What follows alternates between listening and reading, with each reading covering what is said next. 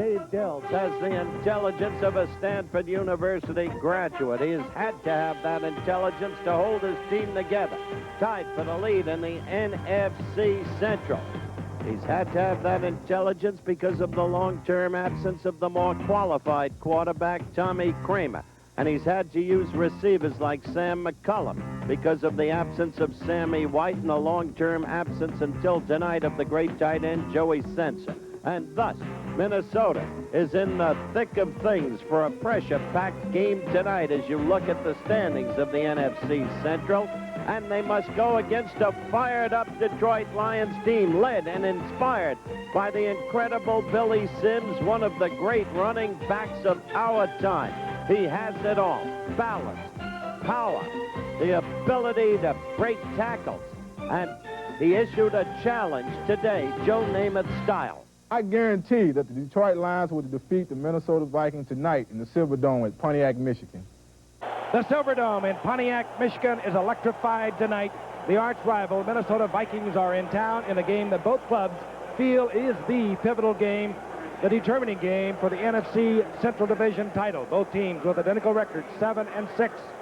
They come in, however, with far from identical records. The Vikings have lost 4 of their last 5, whereas the Lions have won 4 of their last 5. Dropping deep for Detroit, to your left, will be Ken Jenkins, number 31, and Robbie Martin. Robbie Martin, who exploded against Pittsburgh on Thanksgiving Day with an 81-yard punt return, is back and healthy, troubled early in the season with a knee injury. Benny Ricardo set to kick off for Minnesota. A series that has been dominated for a decade and a half by Minnesota. The Lions feel they can turn it around tonight. Robbie Martin. And Martin out close to the 23-yard line, where it'll be first down, Detroit. And Eric Hippo will open at quarterback on the season, 53.1%, 11 touchdowns, 17 interceptions. But the key man tonight, the man who has stoked the fire back into the Detroit Lions after coming back from an injury that forced him to miss 3 games, is the man on top, Billy Sims, one of the great running backs ever to play this game. You heard him at the top of the show, said we are going to win tonight. If you can do it, it ain't bragging. Billy Sims has been the spark plug. 577 yards rushing in his last 5 games. Thanksgiving Day against Pittsburgh, his 3rd consecutive 100-yard game. He gets a call on the very first play and a held for a yard pickup. And if he can't do it, they'll ride him out of town on the rail. 3-man front, it'll change. Mark Mullaney back from the injury reserve. Anyway. He could be in there as a 4th man. Good outside linebacking. Matt Blair, Scott Studwell. The Minnesota Vikings besieged with injuries this season. Most teams are at this time of the year, but nobody quite like Minnesota. Their 3 stars of a year ago towards the end of the season as they moved into the Super Bowl tournament are all missing tonight. That, of course, for quarterback, Tommy Kramer, Ted Brown, Joe Sensa, although he's expected to play. Billy Sims ducks, breaks back against the grain, out over the 30-yard line, short of a first down by about 1.5 yards. It'll be 3rd down. Let's take a look at those injuries. The key one, of course, Tommy Kramer. And there are the injuries Frank was alluding to. Tommy Kramer, Archie Manning, you saw them all. And these guys questionable. And the probables, well, Joe Sensa will be back in. Ricardo did kick off. And so I don't think, by the way, we'll see Terry LeCount. Not at all tonight. 3rd down, less than a 2 for Detroit. They are very effective, as the graphic indicates. And one of the reasons that they have been effective over the past 6 weeks was that kind of effort by Billy Sims. He gets the first down against a tough Viking defense. You get a feeling that Billy's saying, give me the ball, give me the ball. The first 3 times they have it, he does get the ball. It is amazing how one guy can kind of spark a team. There's a lot of rumors floating around he may not be here next year, but he's the guy they're looking to tonight. Well, we'll hear from Sims during the course of the game, time and again. But Billy admitted that earlier in the season he was at odds with his coach, Monty Clark, felt he wasn't being used enough. Gifford. Hey, first down and 10. The ball inside the 33-yard line. Billy Sims lowers his head and booms up close to the 35-yard line. Hit there initially by Dennis Johnson. He was one of the questionables tonight. for Bud Grant and his troops. Monty Clark, and you can't question the man for being a little worried coming into tonight. His team practiced so well all week. They've been a fired-up team, but he is well aware of the record of Bud Grant against the Lions. Bud Grant came to the Vikings in 1967. He has defeated them 25 times, lost only 6 times, and 1 was a tie. That is domination. 2nd down and 8. That is a pickup for 2. Mark Nichols split to the right. It's Thompson, and Thompson, who is filling in for an injured James Jones, the rookie #1 draft pick of the Lions, who did so well early in the season. That's the first down for Detroit. He's out over the 43-yard line. There's that great coach with the great record Frank just espoused. Bud Grant, Ted Brown, great all-purpose back, separated shoulder. Failed to report for practice, for rehabilitation treatment Tuesday and Wednesday, for practice Thursday. Grant, disciplinarian, concerned about his team, no choice, suspended Brown for the rest of the season, but will review the case next Tuesday. Gifford, hey. On first down, Eric Kipple fires to young Jeff Chadwick out on the left side, the rookie from Grand Valley State, and what a find he's been. That was his 28th reception of the year. No question he'll be on the all-rookie team. Well, we brought Jeff to national attention when we had the Lions' dreary 15-9 victory over the doleful Giants. But that's in the past. However, this is exactly what Bud Grant worried about. He said, what we have to do tonight to win with our injury-riddled team is constantly get good field position. And unless there's a mishap for the Lions on this current drive, they won't have it. Skip. 2nd down, less than a yard. Room temperature in the Silverdome, but it is snowing hard outside as we watch Billy Sims keep on his feet and move inside the 40 for another Lion first down near the 38-yard line. The prediction was for snow, sleet, and rain tonight, and the heavy snow perhaps to come tomorrow, but it is snowing really hard outside at the moment. I think that's some good blocks, Frank. I think Billy probably is a little upset that he didn't maintain his balance. We've seen him do it so many times in the past, but he didn't that time. Did get a first down. The Lions have already clicked off 5 minutes of the first quarter clock. The action's been on the ground. Hipple regains his feet, loses the ball coming away from the center, and he is hit hard by Doug Martin. The loss is all the way back to the 46-yard line. For the Lion fans, that's not a good omen. In the past, when Hipple is hot, the team is hot. And you usually can tell in the first quarter when he comes out there and he's sharp, throws his passes well, moves well. He stays that way all night. We saw him make his debut a couple of years ago, 4 touchdowns. He ran for 2 others, 336 yards, coming off as a third-string quarterback a couple of years ago. They've marked it at the 43-yard line. That was where the initial contact was made. 2nd down and 15. Hipple on the roll. Good move. Taken down from behind, Scott Studwell, the leading tackler for these Vikings. Studwell is simply an exceptional football player. A lower-round draft choice. He amazed everybody early on in his career coming out of Illinois. And he is quick, and he is terribly intelligent in the play of his position. Good read, as they call it in defense that particular time. He saw what that play was. Didn't hesitate at all. Nobody touched him. He was able to elude those blockers and made a terrific defensive play. 3rd down, long yardage, 20-plus at the 49-yard line of the Vikings. Shotgun. Hipple with a lot of time gets it out to Jeff Chadwick, far short of first down yardage, and out will come the punting unit. That means Mike Black, the rookie 7th-round draft pick from Arizona State, and this is almost typical of the Viking defense. They'll give, they'll bend, they'll loosen up, then they'll get a big defensive play. Actually, it was helped by Hipple pulling away from the center. Black has shown flashes, but has had 2 key fumbles that have hurt the Lions at critical points. Let's watch. Leo Lewis is back there for the Vikings. They would prefer Rufus Bess, who has handled those chores all season, but he is thoroughly beat up with an injured wrist and ankle and ribs. Mike Black. It's for the sideline. Did not get it in there as deeply as he would have liked to. And they will mark it off somewhere close to the 20-yard line. And that's where it'll be. First down and 10. It'll be the Vikings' first possession of the ball game.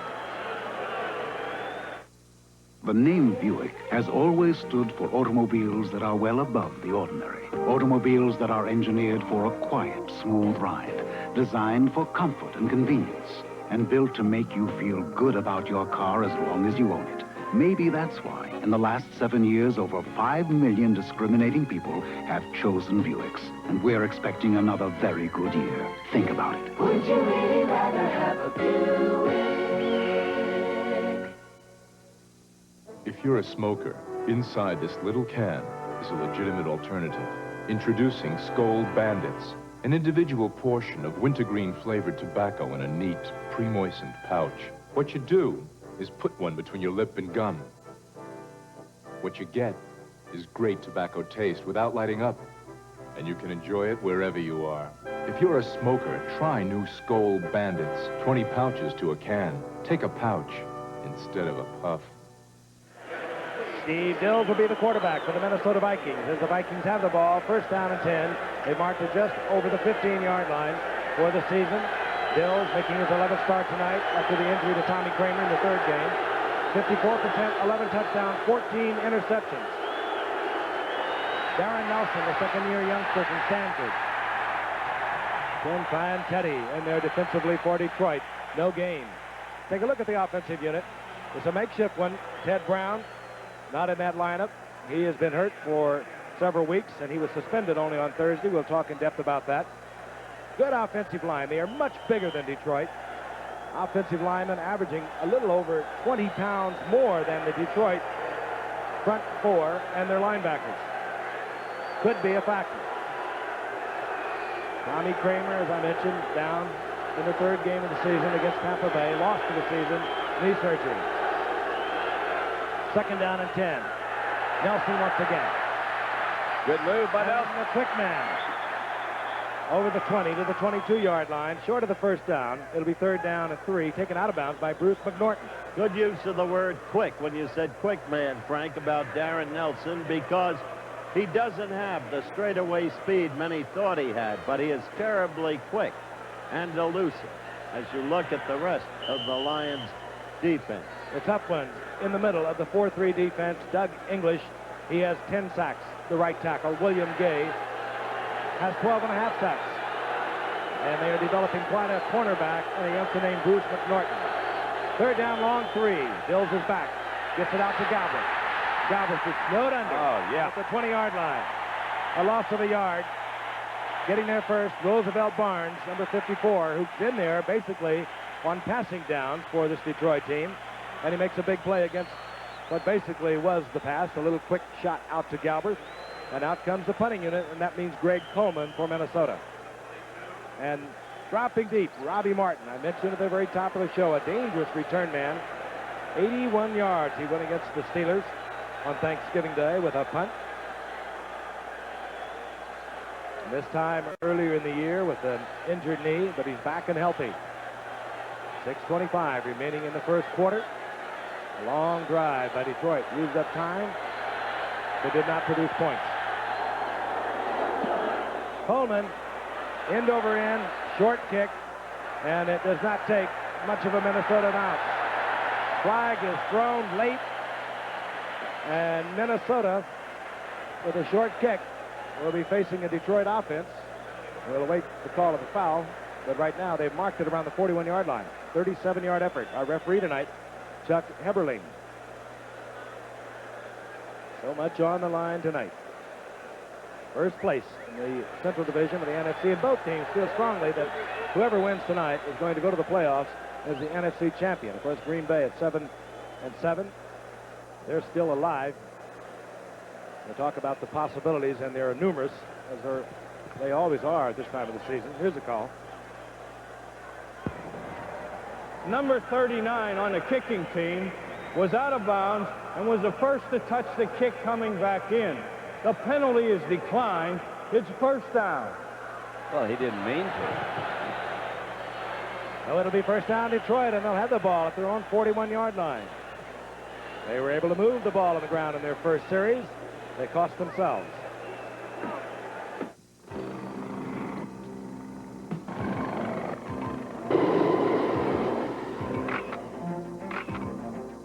You know how to get at the facts. Welcome to America, Mr. You're a professional. You live, eat, and breathe information. I really want to thank you for allowing us this interview.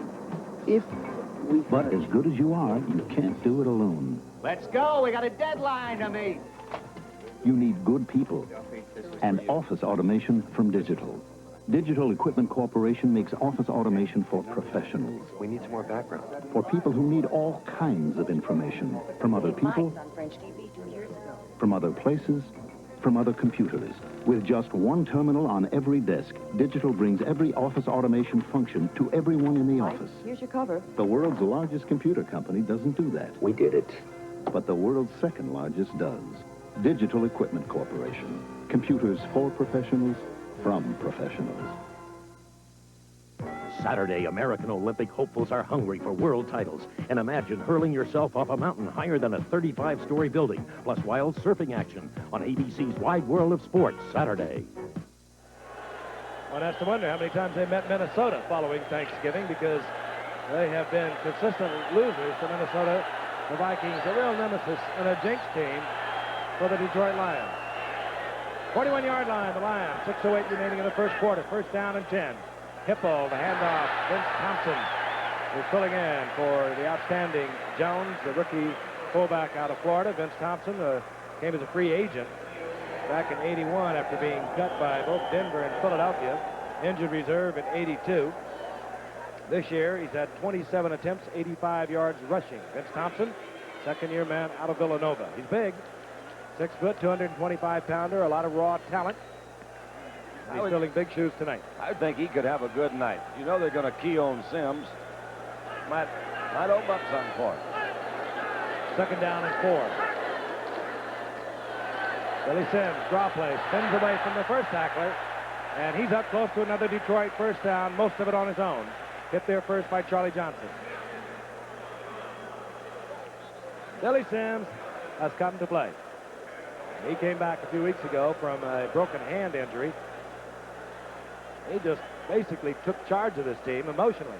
Look at his last 5 games. Tremendous stats. They're going to measure this. Detroit thinking already that they are short. They have their extra tight end in the lineup.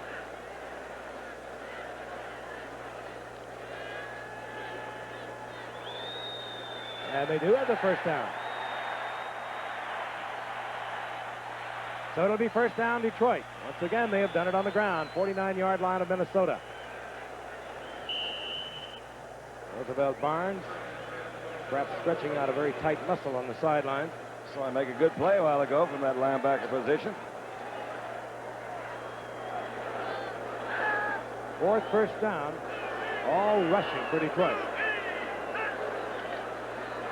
Play action by Hippo. Looking deep for Chadwick. And no call. Crowd is looking for one. That ball really uncatchable. Yeah. It was Carl Lee, the rookie from Marshall, back there defending, but Chadwick has surprising speed. No call because the ball was over Chadwick's head and on the ground before the contact occurred. I mentioned this free agent they got from Grand Valley State.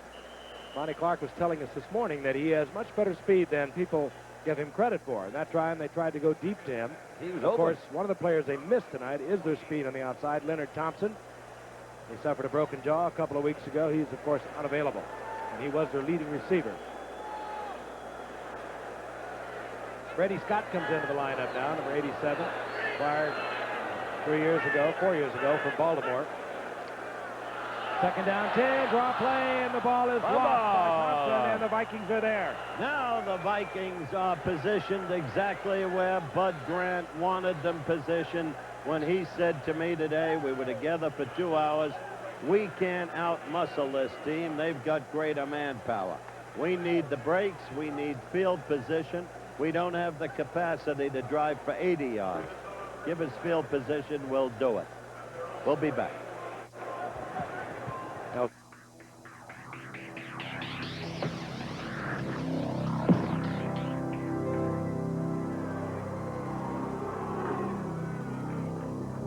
can protect everything but your ego, because they know how it hurts. And they'll go for it again. The best never comes easy. That's why there's nothing else like it. Budweiser Light. Bring out your best. You gotta reach deep inside. Bring out your best. Budweiser Light. Bring out your best. Budweiser Light.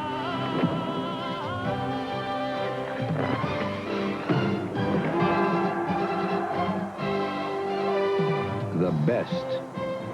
It has a taste all its own. Enjoy it. Budweiser Light. On December 15th, a new breed of crime fighter explodes on the scene. Automan. Vince Thompson coughed it up. Neil Elshire recovered for Detroit, or rather Minnesota. First down and 10. The ball at the 48-yard line of Minnesota. Tony Galbert, single setback. And Dills, the rollout, fires, and it's complete. Steve Jordan, you saw him in motion, second-year man out of Brown, playing that tight end position, where Dave Casper is unavailable tonight. Severely pulled hamstring for Dave Casper. That was a nice throw there, Frank. Quick release, a little slight half roll over to the right. Dills, of course, came up 5 years ago from the University of Stanford. Had led the nation in passing out there, as so many Stanford quarterbacks have, particularly through the 70s. First down for Minnesota. 36-yard line of Detroit. No score in the game. Inside reverse. And it winds up with Jarvis Redwine. And Redwine winds up with a gain of a couple. Bobby Watkins never left his position that time. Stayed right, came up, saw it close. They pulled some linemen going one way. Others came back the other way. Stayed at home, made a good tackle. Dills is 6'1", 195 pounds. 4 years prior to this year, he was only 97 of 179 attempts. Didn't play that much. Tommy Kramer, fairly durable.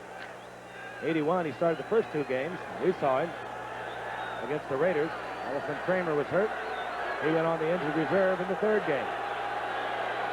Second down and 9. Redwine in motion. Dills pulls it down and fires a shot. It's complete to Steve Jordan. And a flag goes down late as Jordan has yardage for the first down inside the 25-yard line. He's using his tight end very well, but this penalty call may undo the play. Jordan, a tremendous score. I told you we were expecting a light snow shower tonight. We are getting a major snowstorm, at least here in Pontiac. Light snow showers. Those are our trucks right outside of the Silverdome here in Pontiac, and it is really coming down. Interesting that our director, Chad Forty, sent a cameraman outside and remained within the truck. Well, you know, they don't get enough airtime. Illegal receiver downfield. The offense, second down. Tim Irwin, the right tackle, has got beyond the line of scrimmage. So it'll be second down and 19, right at the 45-yard line of Detroit. 3:19 is all that remains in the first quarter.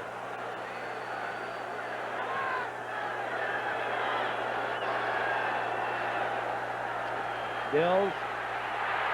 Down goes Dills, the first man there, Doug English. He'll get the credit. That's his 11th sack of the season. This front 4 of the Lions is not big. English goes 258. He's the biggest. William Gay, who has 12.5 sacks, is only a 250-pounder. Curtis Green at left end, 252. And Mike Cofer, the rookie from Tennessee, goes 245 at the right end. But they are quick. Didn't stay long enough. It was kind of a little fake screen. You got to stay with Doug English a little bit longer than that. Detroit has been the #1 team in the NFL against the pass over the last month. So we'll run. Galbraith. And the Lions pull it out. Whether or not the whistle had blown and whether or not it will be allowed, it will not be. Progress of Galbraith to the 48-yard line, where it will bring up 4th down. So we have had 2 costly turnovers by Detroit, and we have had lost field position opportunity by Minnesota because of a penalty, and it's been a game of mistakes thus far. Must be Monday. Here comes Greg Coleman, and Robbie Martin drops back. He'll position himself in the middle. There he is, number 83. I've already alluded to the dangerous return unit of this Detroit Lions, and specifically Robbie Martin. Coleman kicks it away from Martin. And a fair catch is called for by Ken Jenkins. I bet he wishes he hadn't done that. 5-yard line. It would have been questionable. The Viking coverage was down there. Jenkins took a calculated risk and made the fair catch inside the 5. We'll be back in the Silverdome in just a moment. Ring in the holidays. Ring out the year. Sparkling with Andre.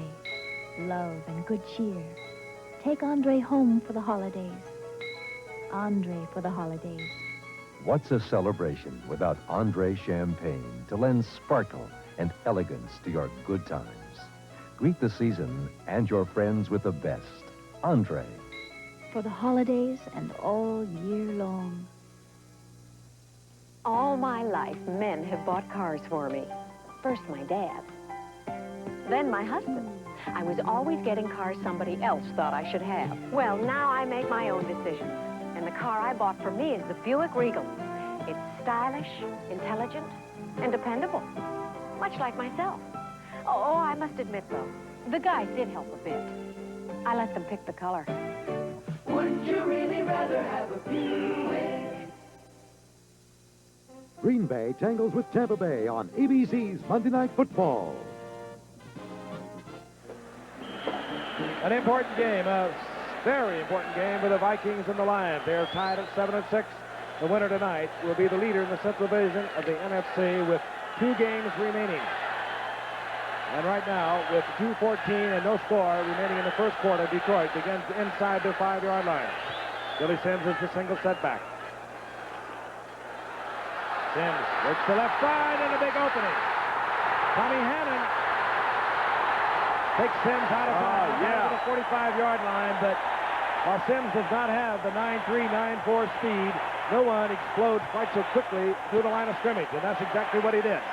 It was fun watching him kind of play with that defensive back. He'd give him a little head fake. He'd move out again. Let's just watch it again. Good block over on the left side. Chris Dietrich. Vince Thompson had a little bit of work in there. This is Tom Hennon that he's working. See a little head fake in there. He picked up an extra 10, 15 yards just playing with it. 41-yard pickup, and I mentioned he does not have that great speed. He's just consistent. That's his longest run from scrimmage in 2 years. The first down for the Lions, who all of a sudden out from under their own goalpost near the 46-yard line. And Hippo forced into a timeout. And we see it once again with the multiple changes of personnel, both offensively and defensively. 2:04 remaining in the first quarter. Are you in a rut? Are you paying for homeowners insurance? And paying and paying without ever stopping to ask, are you paying too much? Allstate update. Homeowners insurance review. Now's the best time to bring your policy into Sears or any Allstate office. We'll do everything we can to give you a better value. So before you pay another premium, make sure you're not paying a premium price. You're in good hands with Allstate. Each year, Ryder buys thousands of new trucks to rent here and leave there. Rental truck, huh? What's the matter? Clutch burnt out? Oh, no, it's an automatic. Oh, the power steering's gone, huh? Oh, no, it's a new truck. Well, what's wrong? Do you have a restroom? Restroom? So rent a new truck from Ryder and save yourself a lot of headaches. What was that? Another one of them new Ryder trucks. Newer trucks make Ryder the best truck money can rent. That's quite a statistic when you think of the great teams that the Detroit Lions fielded in the early 50s. And, of course, they beat Cleveland that year for the NFL championship, and they really beat them badly. I think it's 59-14 or something. What do you think old Eric Hipple was doing that year, Frank? He was born. Oh. First down and 10. 2:04 remaining in the first quarter. No score. Detroit has the ball. This is Dexter Bussey. Bussey, the all-time leading rusher for the Lions, gets a couple of yards. But Bussey went over 5,000 yards on Thanksgiving Day against Pittsburgh to become the first Lion ever to do so. That's interesting when you think back of the great players they've had. John Henry Johnson, Why should they be different from Well, any other? No, there needs to be a correction in It that. should be singular, and it should be Greenwich. He's been working on that line all night. Oh, well. It's You true. work on yours. Second down and 8. And I should work on mine. Hipple with a good shot. Oh, yeah. Gets it to Rubik. And Hipple, good timing. He was hit just as he released the ball. Fred McNeil coming in. And he gets it to Rubik. First down, Detroit, inside the 40-yard line of Minnesota. Frank, that was really the key. Watch how long he holds the ball. McNeil is coming right in there. He sees him. He's not quite open. And, boy, the quarterback will do that. He's opening himself up. Going to get hit. But he let it go. Way to go. Watch this shot again from another angle. Wham!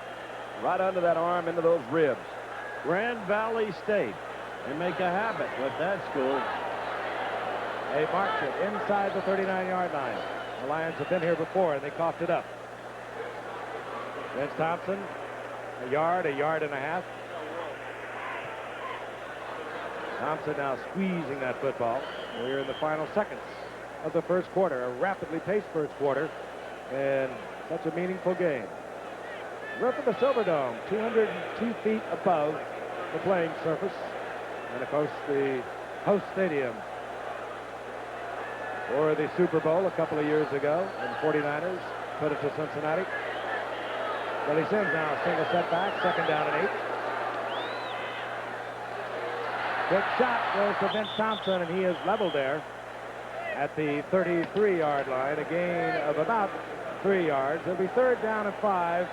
Tommy Hannon made the stop. That's the end of the first quarter. We'll be back with the second quarter action in a moment.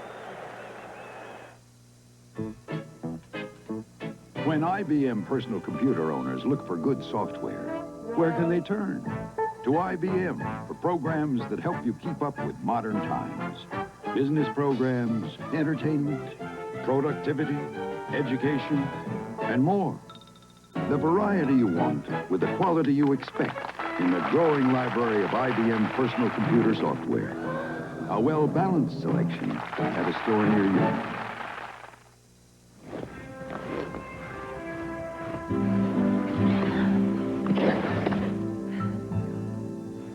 I slipped. I'm sorry.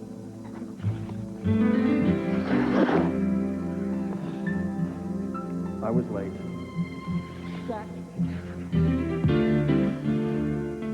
Maybe we should change the move. The best never comes easy. We need this one. That's why there's nothing else like it. Budweiser Light. Gotta bring out your best. Bring out your best. Budweiser Light. Bring out your best. Budweiser Light. Bring out your best. Budweiser Light. The best. It has a taste all its own. Enjoy it. Budweiser Light.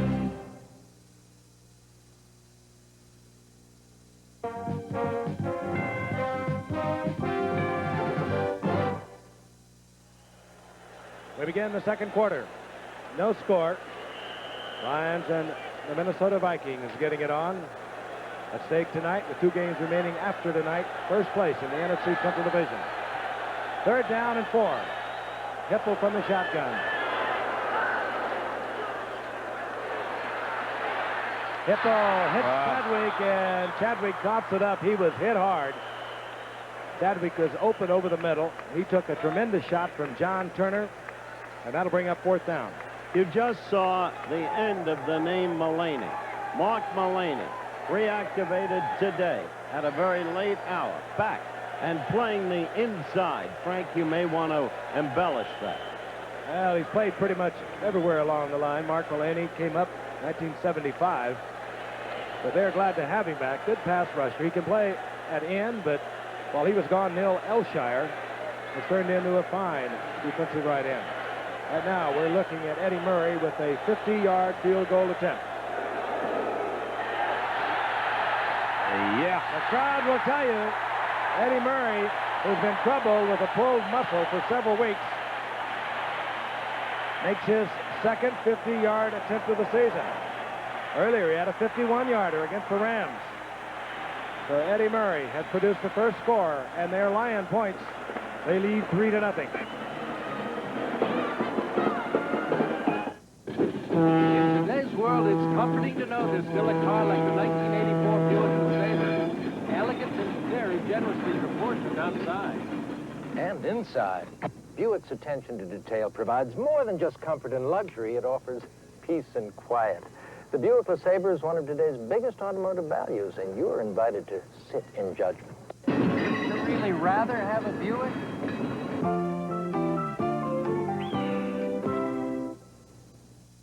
A Christmas gift from Radio Shack. I finally found a way to talk to my kids this Christmas. I gave them Radio Shack's Space Patrol walkie-talkies. They're terrific outdoor fun. They have flexible antennas to withstand rugged use and built-in Morse code keys with the code alphabet on the front so they can talk or send messages in code. Kids got walkie-talkies, and so did I. Okay, troops, time for lunch. Space Patrol walkie-talkies, $9.95, only at Radio Shack.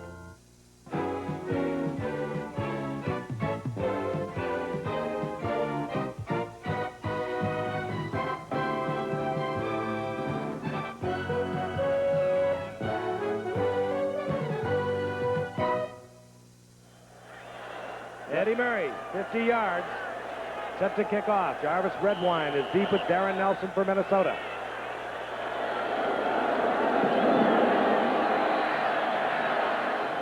Murray hooks it to Jarvis Redwine. The former Nebraska speeder. And a flag goes down as Redwine found an opening out over the 35-yard line. But again, that flag is down back near the 20. Flag is down, and it will be called on, I believe, number 20. Yes, indeed. Too bad.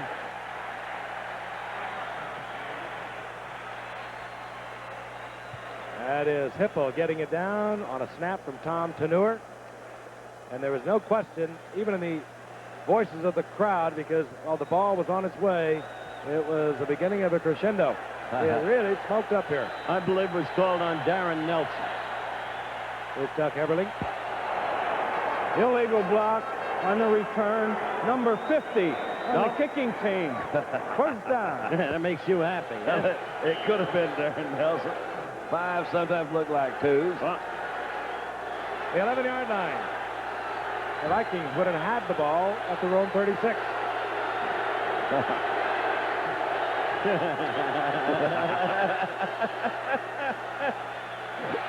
Bam.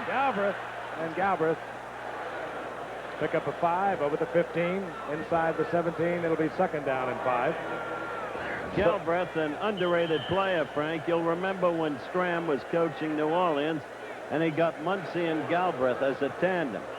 Galbraith so great coming out of the backfield as a receiver, and Muncie, of course, he'll rumble.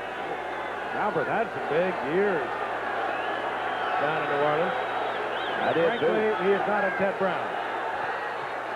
I had some good years in New Orleans. Redwine in motion. Galbraith hits back to the line of scrimmage. His hit first by Ken Fantetti, the middle linebacker. And he has been a steady linebacker since coming up back in '79. Here's the stats for the first quarter. Okay, Detroit, big edge, first downs, big edge, rushing yards. Billy Sims, the story there. Big edge, total yards, turnovers. Well, we marked it 2 for Detroit, and I adhere to it. I think that's a mistake. But the edge, Detroit. Steve Dills flips over a third down and a long 3. Detroit in a prevent. 2 extra defensive backs in. Dills fires a timing pattern to Sam McCullough, and he was covered well. Defensively, Bobby Watkins all over him. Couple of good plays by Watkins so far tonight. That defensive play there, and the ability to stay at home on a reverse a while ago. Way to go, Bobby. These two teams have met once before this year. Minnesota victorious 20-17, and in that game, they absolutely destroyed Detroit defensively. They sacked Eric Hipple 8 times. They intercepted him 5 times, yet they could only pull off a 3-point victory. They've lost a lot of offense with Tommy Kramer. Interesting. Greg Coleman. Fine kick by Coleman. And Bobby Martin catches the ball, but it's out of bounds. And again, good field position for Detroit. They'll be at their own 47-yard line. It's a 36-yard effort by Greg Coleman. And we'll be back at the Silverdome in just a moment. Programming's simple. Sure. Try it this way. Now, command the powers of Atom, the complete 80K computer system all in one package. I got it. What if I forget it? Take it home with you. Atom must cost thousands. Other systems do. With them, word processor, extra. Printer, extra. Memory drives, extra. And Atom? Under 700. For everything? All included. Atom, my time travel program. Uh-oh. Command the powers of Atom and program your future. I'll connect you now. The area code is 203. What would long-distance service be without long-distance operators? Without operators to help you with collect calls, person-to-person calls, operator-assisted calls. We know this. It wouldn't be AT&T. Operator? Cliff Robertson? Operator service. Call anywhere, anytime, over a century of commitment. That's AT&T. The more you hear, the better we sound. Reach out and touch someone. Saturday, American Olympic hopefuls are hungry for world titles. And imagine hurling yourself off a mountain higher than a 35-story building, plus wild surfing action on ABC's Wide World of Sports, Saturday. Billy Sims already on the night. 7 attempts, 65 yards. The big one, of course, the 41-yard burst to get the Lions out from under their own goalpost. Detroit now, first down and 10. The ball near their 47-yard line. Opening minutes of the second quarter. And Detroit leads 3-0. There's Billy Sims. Sims, who runs so low and so hard, he sometimes looks like he is right on the ground, almost crawling. Frank, I think that really kind of protects him. You know, you saw Tom Hannon come up from the secondary that time. Billy obviously saw him too. So rather let him have a shot at his knees, he just gets down that low and tries to hit him with his shoulder pads. Keep him away from those knees, those legs. Nevertheless, like all great backs, they don't look like they get that much, but Billy's just picked up 6 yards. It'll be second down and 4. That's Thompson in motion. Sims once again. Nothing doing. Outside. Broke it back inside. He'll pick up a yard. It'll be third down. We'll still call it third down and 4.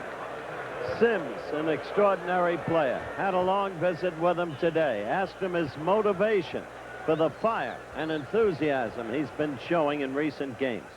I think basically after we played Houston and lost to them, offensively we played a good game. Defensively we did not. And I felt like we was a better team, but we lost. And it was come to a point where, we lose games like that and we play well and we just didn't have the killer instinct. And I feel like it was time for somebody to get mad around here. Hippo. And Hippo with a great shot. Gets it complete to the rookie, Jeff Chadwick. And he has the first down yardage inside the 30-yard line. Enjoy watching a catch like that. That was a difficult catch. You know you're going to get hit. The ball's pretty well thrown right there, but watch Chadwick's concentration. He says, oh, got to stop here a little bit. But I'm going to hold it on that ball. We spotted him in that doleful Giant encounter won by Detroit 15-9. That was the first time I suspect that he came to national attention. Chadwick. 29-yard line is the first down. McCall in motion. And we'll go back to Billy Sims. Eases his way to the 25-yard line. He'll gain 4 out of that one. Oozed on in there. Matt Blair defensively for the Vikings.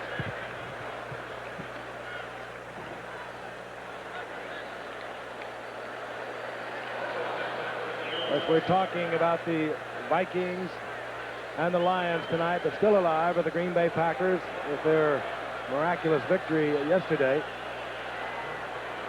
They came back to defeat the Chicago Bears after they looked like they had lost it. They are 7-7. And, of course, they're watching very intently because they are far from removed from this divisional race. Hippo now forced to use his second timeout. He was running out of the 30-second clock. His receivers were on the wrong side. Chadwick and Nichols, so Hipple calls timeout. They have one remaining, 10:16 remaining in the second quarter. So, you're considering more life insurance? Uh-huh. In fact, the Northwestern Mutual agent showed us this industry rating. You've talked to the Quiet Company. Mm-hmm. Northwestern Mutual was rated #1 for low-cost whole life insurance. This superior life insurance performance is another leadership benefit available only from agents with Northwestern Mutual Life, the Quiet Company. Well, they're a tough act to follow. I know. Hey,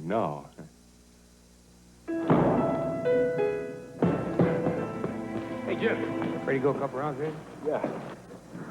Hey, Chan. How's everything? Ready to go? You're good. I hear the same about you. Gotta reach deep inside. Bring out your best.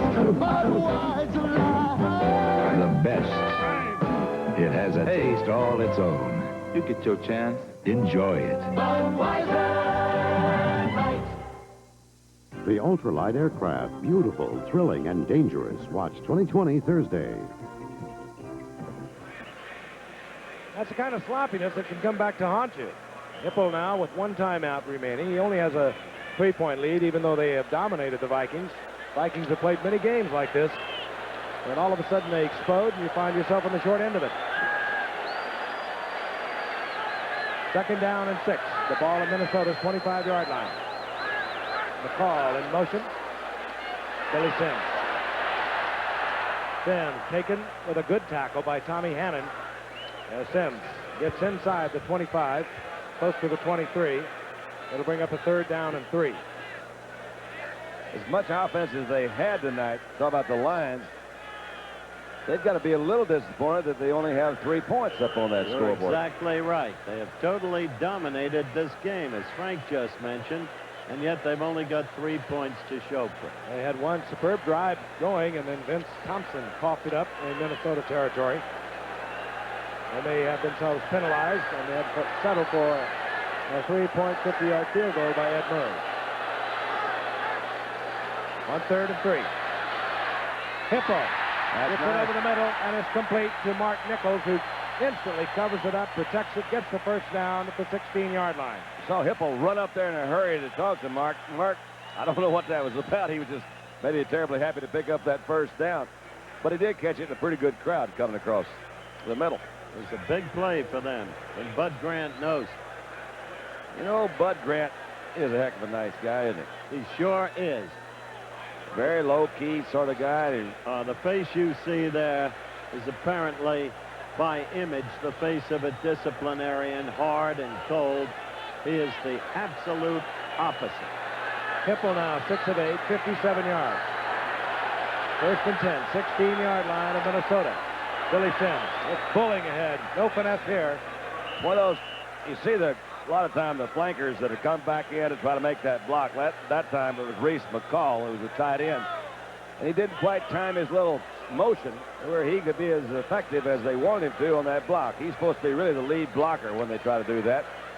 It's a relatively new play in football. We didn't do it a lot when I played. Bring a flanker in, and then he times it where he comes in, does a trap block.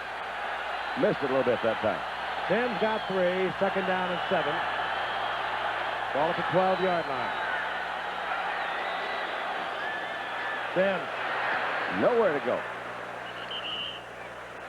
Maybe squeaked a couple out of it. It'll be 3rd down and 4. Another big 3rd down play for the Lions.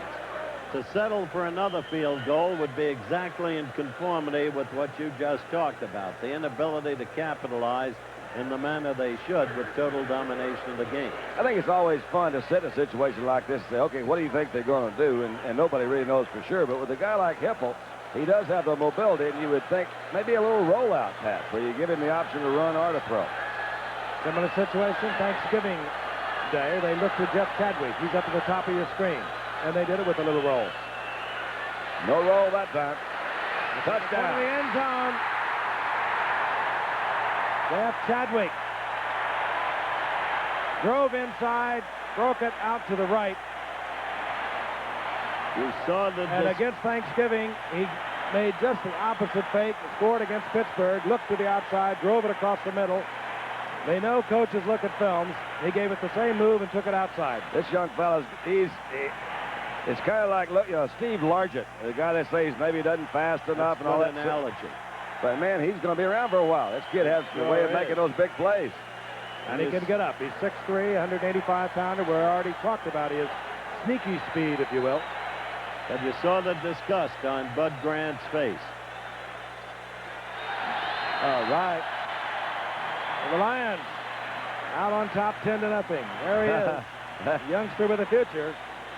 And it's here now. We have 7:16 remaining in the first half. The Lions on top 10-0 over the Vikings.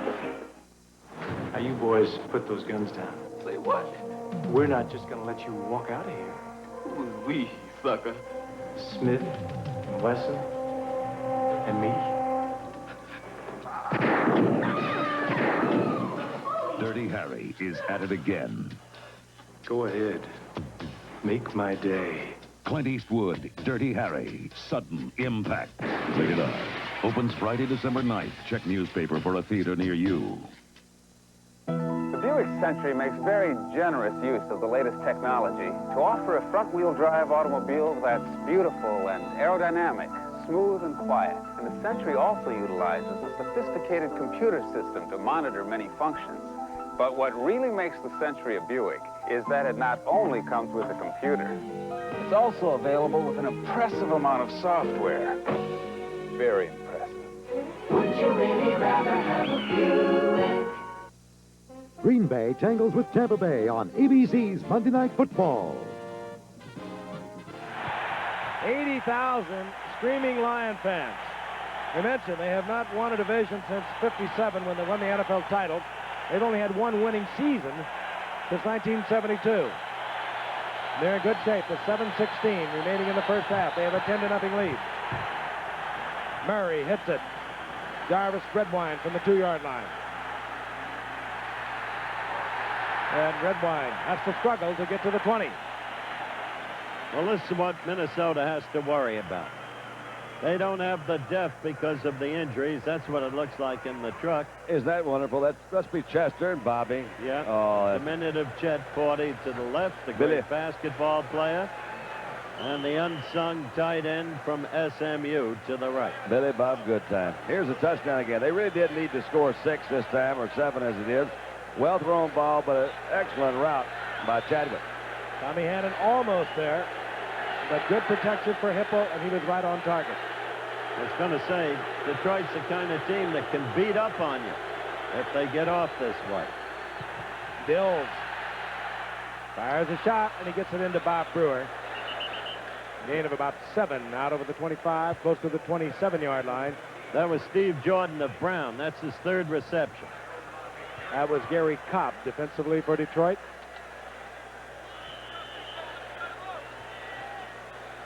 And now they have marked it fairly close to the 30-yard line, so it'll be 2nd down and 1. Ricky Young checks in for Minnesota. Look at that graphic. That'll tell you something.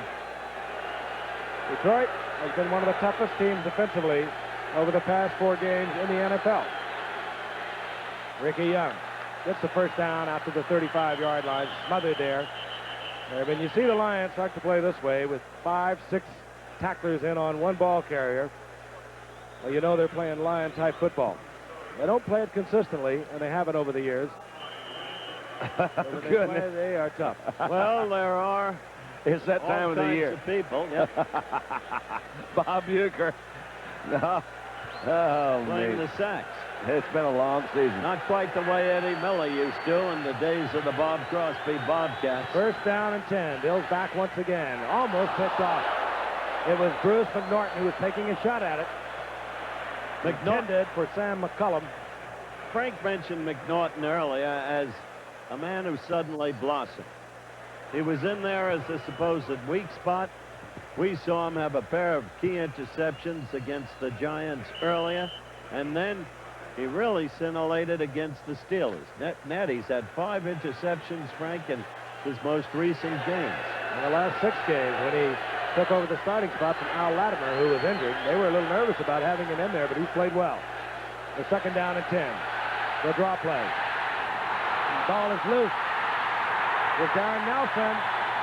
And picked up.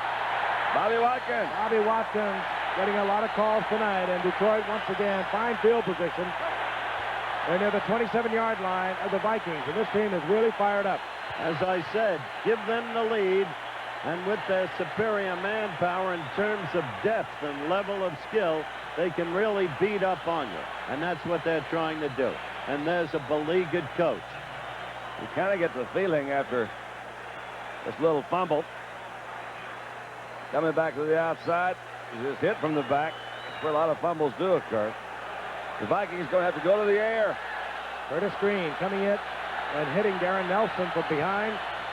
And the Lions have a first down. Great field position. Vince Thompson. Right side. Gets inside the 25-yard line. Struggles for about 3. It'll be second down and 7. And there's Bobby Watkins. Bobby, you're doing really well tonight, fella. He's got 4 interceptions on his own, and he's played superb defense tonight against the run. Having a very good game.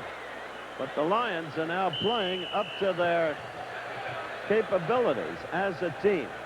It took a long time, but they apparently have arrived. Second down and 7. Billy Sims. Malone set back for Detroit.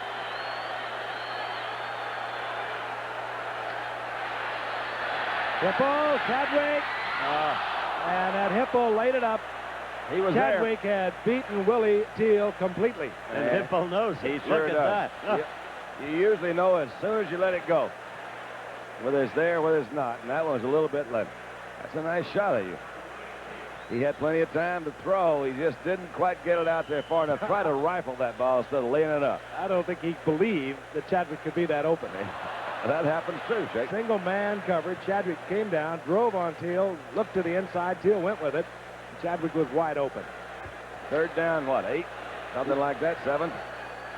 Third and 7. Detroit has run off 31 plays. The Vikings 12. And we have 5:07 remaining in the half. 10-0. Detroit leads.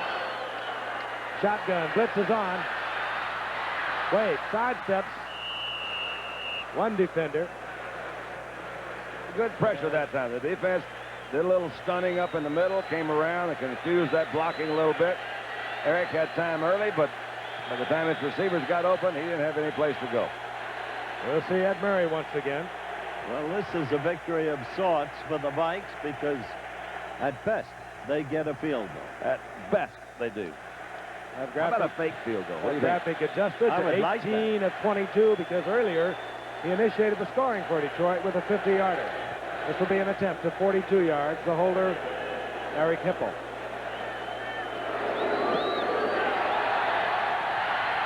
And we don't have to tell you. You can see it and hear it. The Lions on a major roll here in the first half. They lead 13-0 in a game they feel will lead them to an NFC title. Just $299.99. So wrap up a beautiful Christmas because There's more for your life at Sears.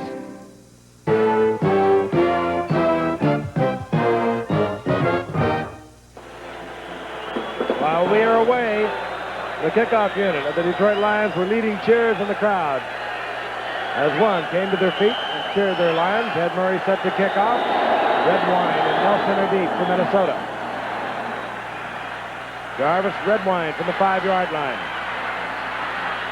Big opening and another flag is down.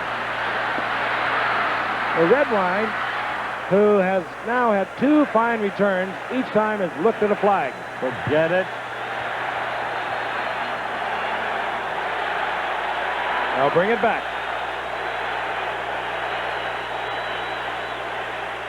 Redwine had worked his way into Lion territory at the 46-yard line. Earlier, he had run one out to his own 36-yard line, and each one has been negated.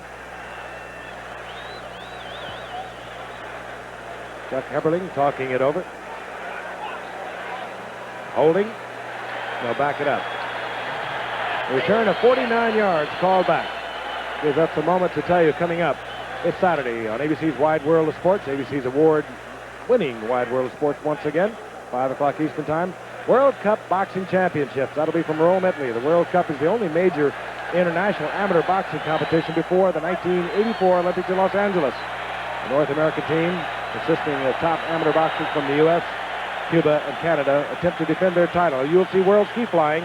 That'll be from Czechoslovakia and the Duke Hanamoku Surfing Classic from Hawaii.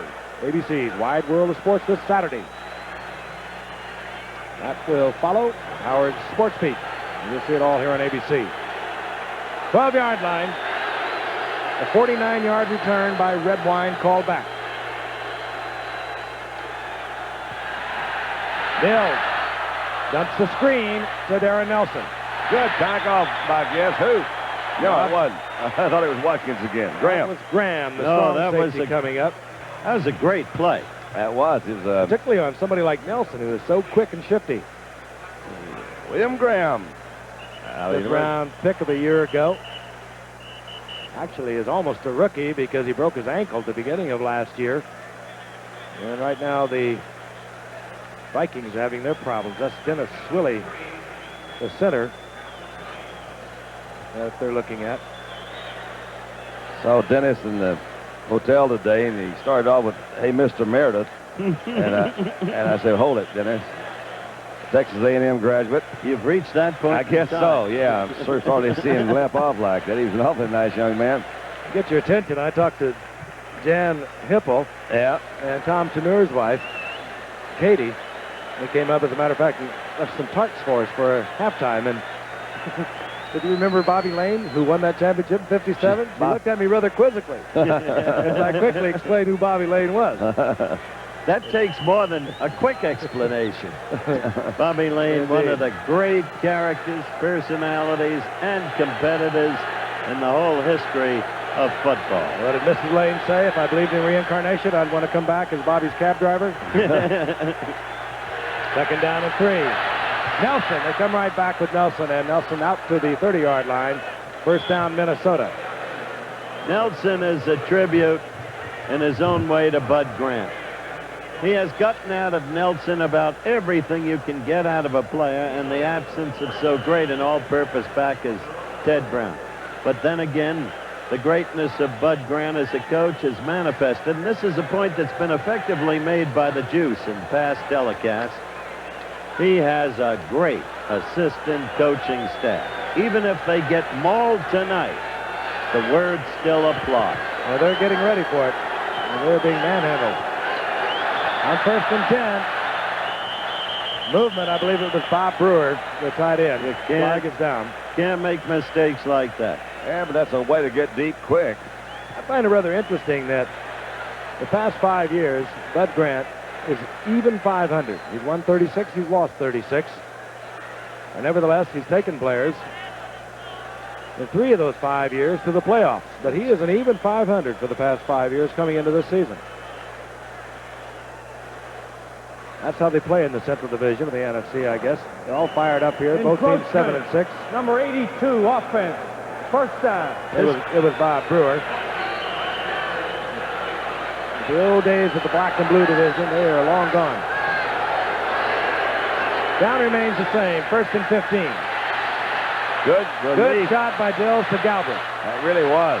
Galbraith works his way close to the 39-yard line. Gets a lot of it back. It'll be 2nd down and 7. He sneaked another 3 yards out of that with a spinning and twisting. Not bad. One of the things, you know, a quarterback sees somebody come back there that fast. The good news and the bad news is the good news is that he missed him quick. But the bad news is that he missed him. Because then nobody touched him, and he did have a chance to kind of move a little bit and got off fast. Tell you once again, Dill's in the lineup. Tommy Kramer, the fine quarterback for the Vikings, lost in the 3rd game. Archie Manning not even here tonight. Thyroid condition. He's in Mayo Clinic. 2nd down and 7 for Dills. Gets it to Darren Nelson. He has the first down. That's a good move. Yep. Up to the 45-yard line and beyond goes Darren Nelson before Ken Fantetti makes a stop for Detroit. Talking about this is just a good. This time they had good protection. You see Dills come back, a little quick play fake up to Nelson. Had plenty of time to throw. Let Nelson come right across the middle. The linebackers have dropped a little bit deep. He's trying to pick up as much yards as he can. He got enough for a first. Dills 6 of 8, 52 yards. The center, by the way, who has replaced Swilley, is David Huffman. And the Vikes take it down to the 2-minute warning. The Vikings have 3 timeouts, while the Lions have 1. And we'll be back with more action, the final 2 minutes of the half, after this message from the National League.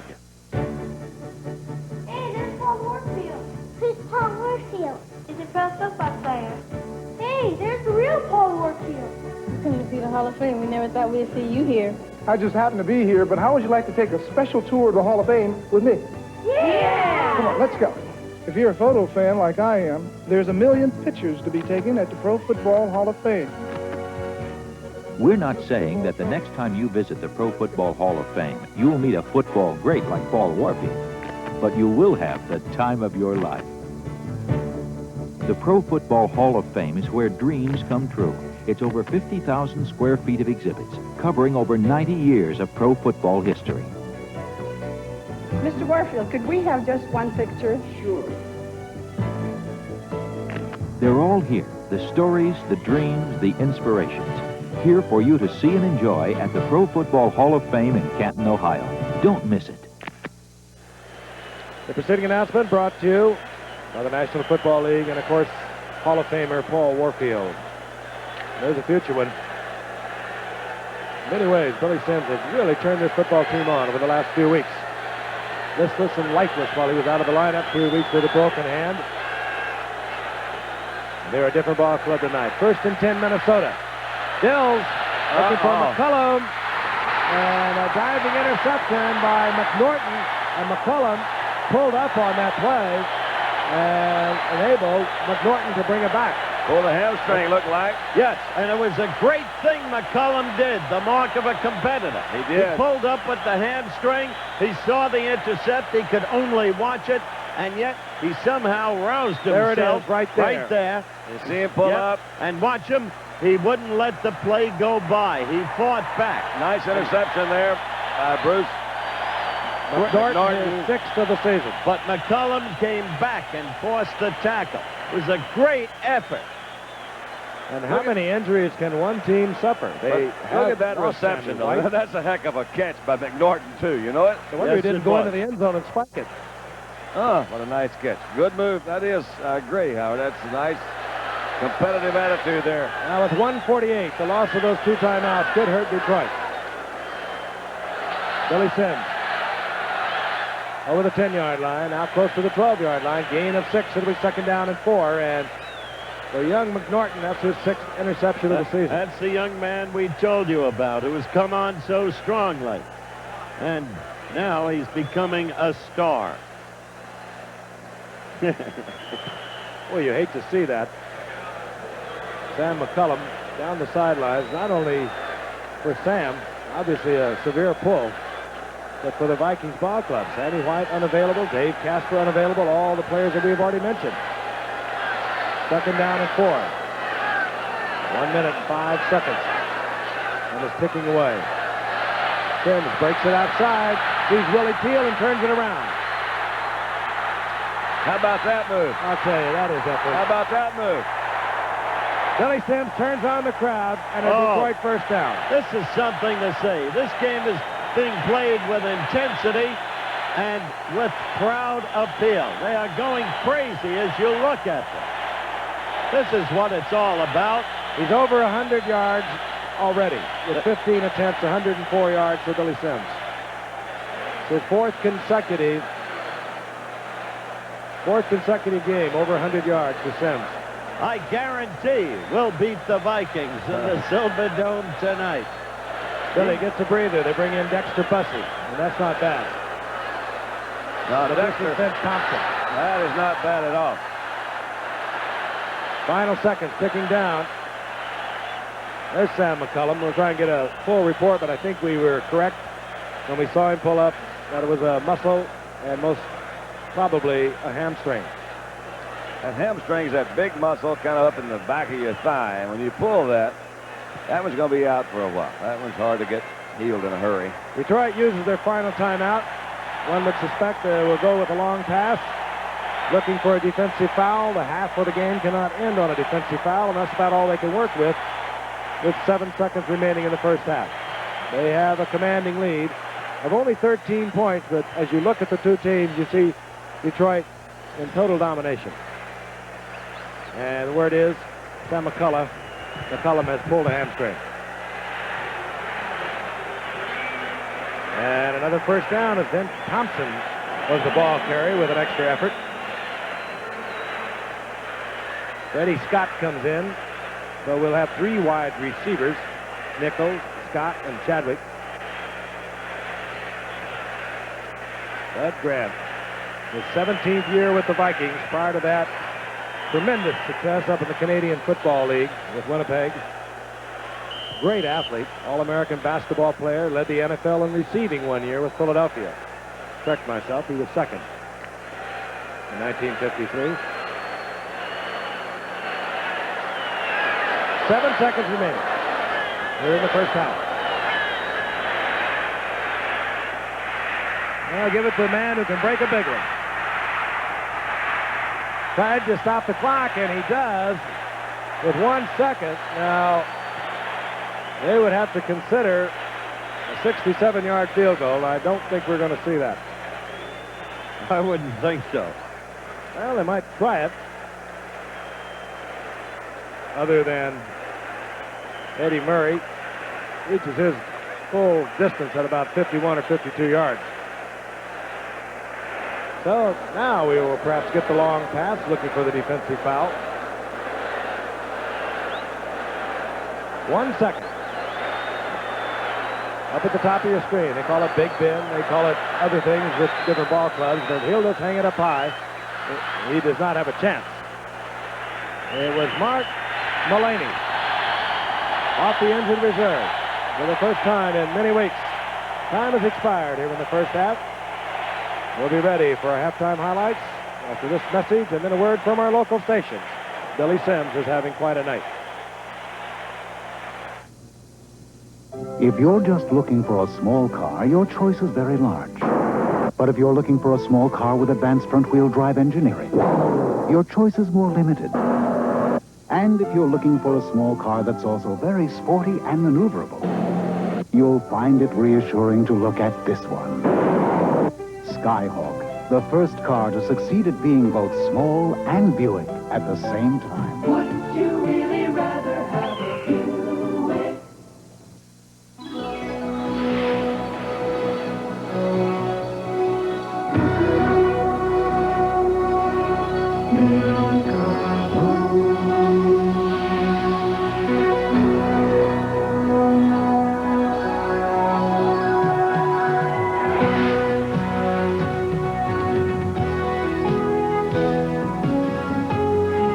Some things speak for themselves.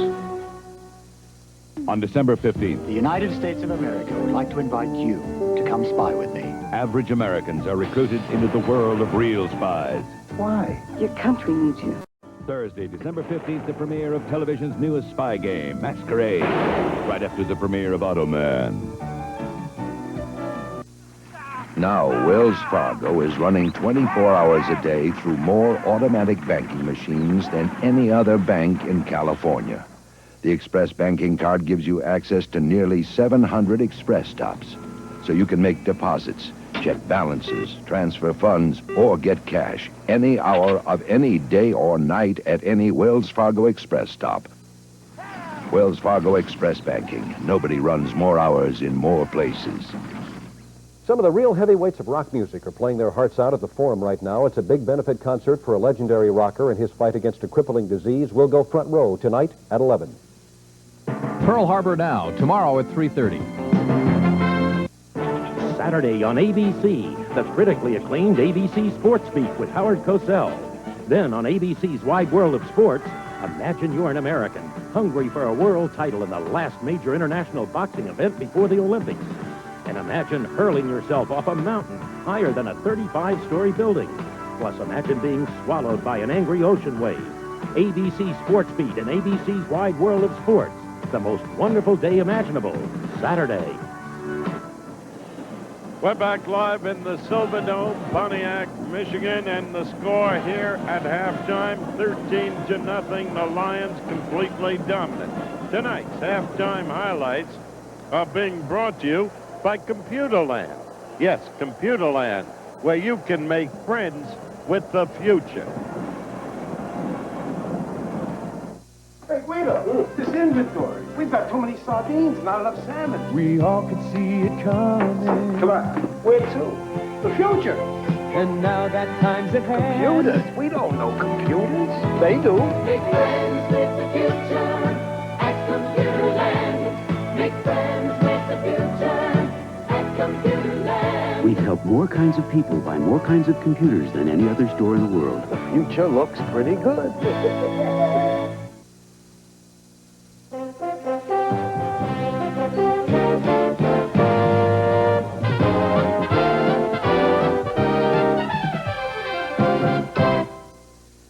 RFK Memorial Stadium, the Falcons against the Redskins. First quarter action, the score zip. Joe Theismann, who has developed into the best quarterback in pro football. He'll find any receiver, anytime, anywhere. And this is an illustration. The pass to Clint Didier. 18 yards, touchdown, 7-0 Washington. Moving ahead to the third quarter. It had escalated to 20-0 Washington. And Mike Morosky of the Falcons back to pass. Watch closely, hit by 65, Dave Butts. The ball fumbled, picked up by Mel Kaufman, number 55. 30-yard touchdown, fumble return, 27-0 Washington. On Washington's very next series, watch Joe Theismann. Fakes one way, and then rolls right. He will throw to the end zone to a man who has become one of the most impressive receivers in football. Art Monk, number 81, touchdown, 34-0 Redskins. And the Redskins roll to their 7th consecutive victory, this one over the Falcons, 37-21. Memorial Stadium, Baltimore, Maryland, the Jets dreaming of playoffs still against the Colts. It's 3-3, a minute 10 left in the half. Richard Todd with only a fair day. Passing there to Freeman McNeil. And the great running back pours in for the touchdown. 10-3 Jets at the half. Fourth quarter, 10-6 Jets. Mike Pagel.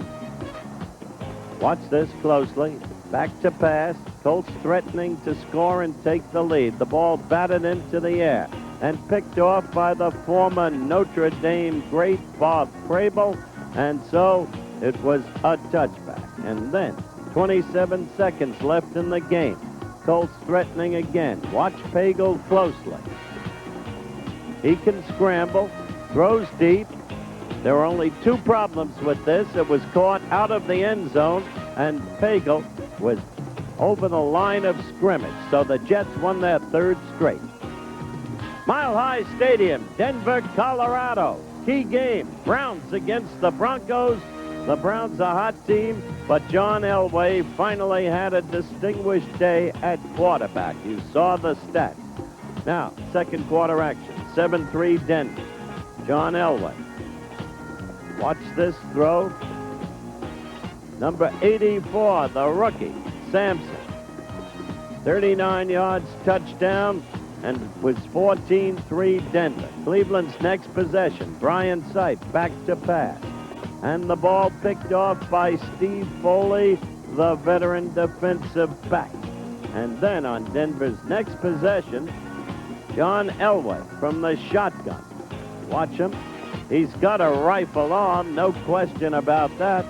That pass, good to Sampson again. Second TD of the game. Denver routed Cleveland, 27-6.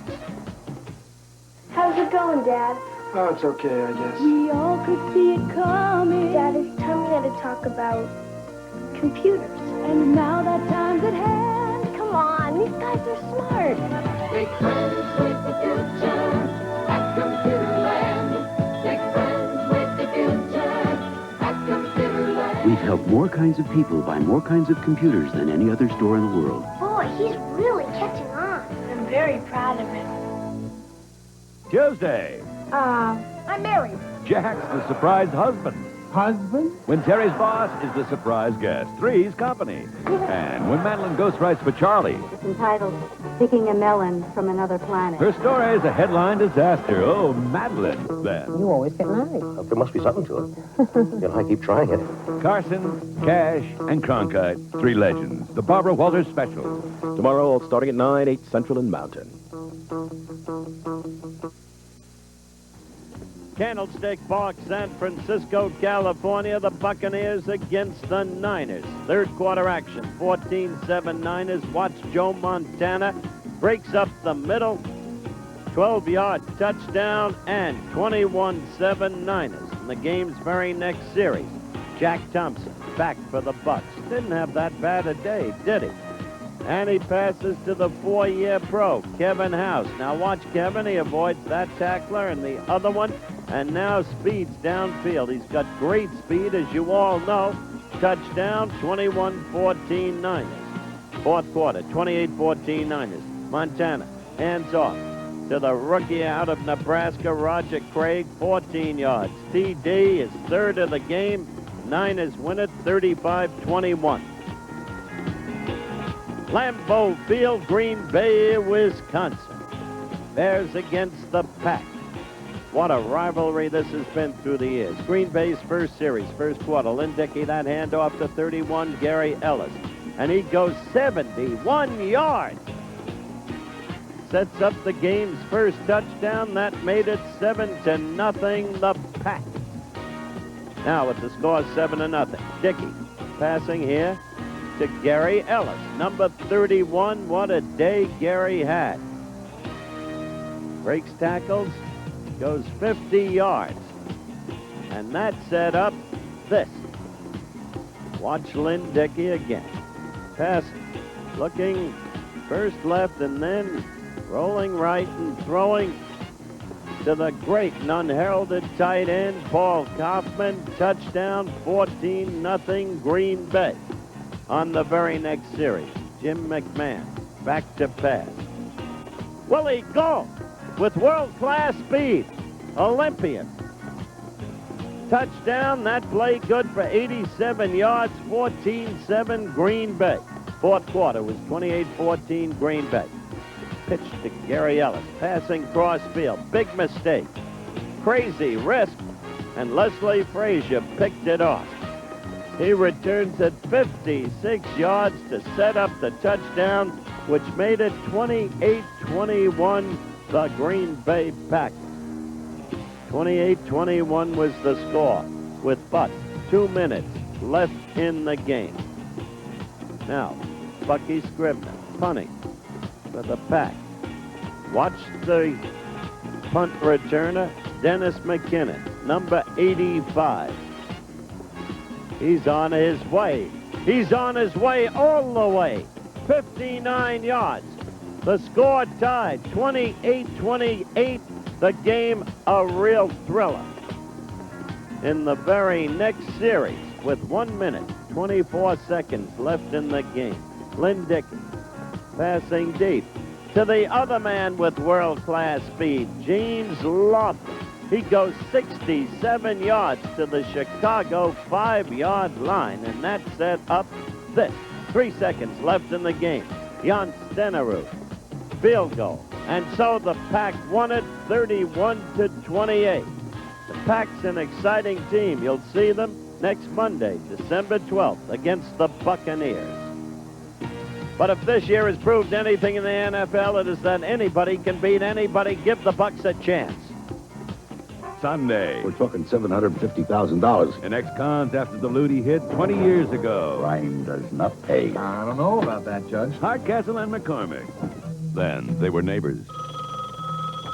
And they were voyeurs. Perverted, isn't it? Playing a game for adults only. But with one of them in love with a killer. Pam Dauber, David Sove, Love Through Naked Eyes. Sunday, all starting at 8, 7 Central and Mountain. It's a night in which Detroit feels they can win the Central Division of the NFC. They can't actually, but they feel that way. And it's a night in which Billy Sims is having a tremendous night. He's over 100 yards already. And we'll be ready for the second half action in just a moment. David Carradine's kicking up trouble. Destroy the cart. When a race car crook heads straight for the fall guy. Then, Jeff's hitting hard to save his child. I didn't know. And I had this made in the hopes that you'd marry me. Dynasty. Wednesday on ABC. Our Saturdays sure have changed. It used to be all I'd see of Kelly was the back of his head in front of the TV, and all I'd see of me was the front page of the morning paper. Then we got a couple of shaft drive three-wheelers from Yamaha. We go almost every weekend now. And you know what? Since we started riding, I've realized something. Kelly doesn't know much about the generation gap. And neither do I. Built for the party, Yamaha. Years ago, Fisher introduced high fidelity. And now, Fisher introduces their ultimate fidelity. A laser-operated digital disc player, perfectly integrated into the Fisher System 4900. A system that makes music so pure, it's unlike anything you've ever imagined, let alone experienced. Sugar-free desserts tomorrow at 9.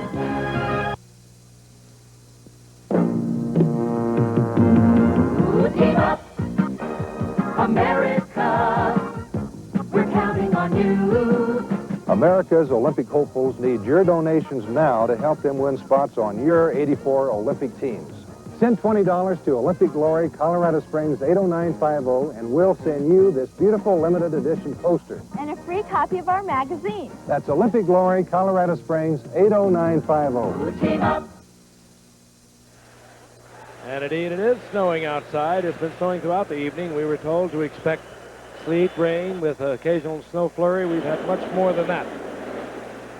But we're in the 68-degree temperature of the Silverdome in Pontiac. Sellout crowd, 80,000 plus.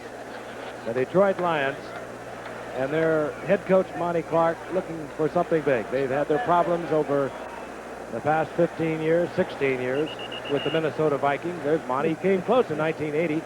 Had a 9-7 record. Who did they lose to? They lost to the Minnesota Vikings. They tied at 9-7. They went down to the third tiebreaker, and Minnesota had the best record in the conference, and they went to the playoffs, and Detroit stayed home. But this man is bound and determined. Detroit is going to be there. He said at the very top of the show, he's been saying it for the past few days, we are going to beat the Minnesota Vikings in the Silverdome Monday night. We'll win, I'll guarantee you. Hey, so far, so good. And Sims, 118 yards on the evening. He needs 34 more yards on top of that to become the all-time rushing leader for the Lions.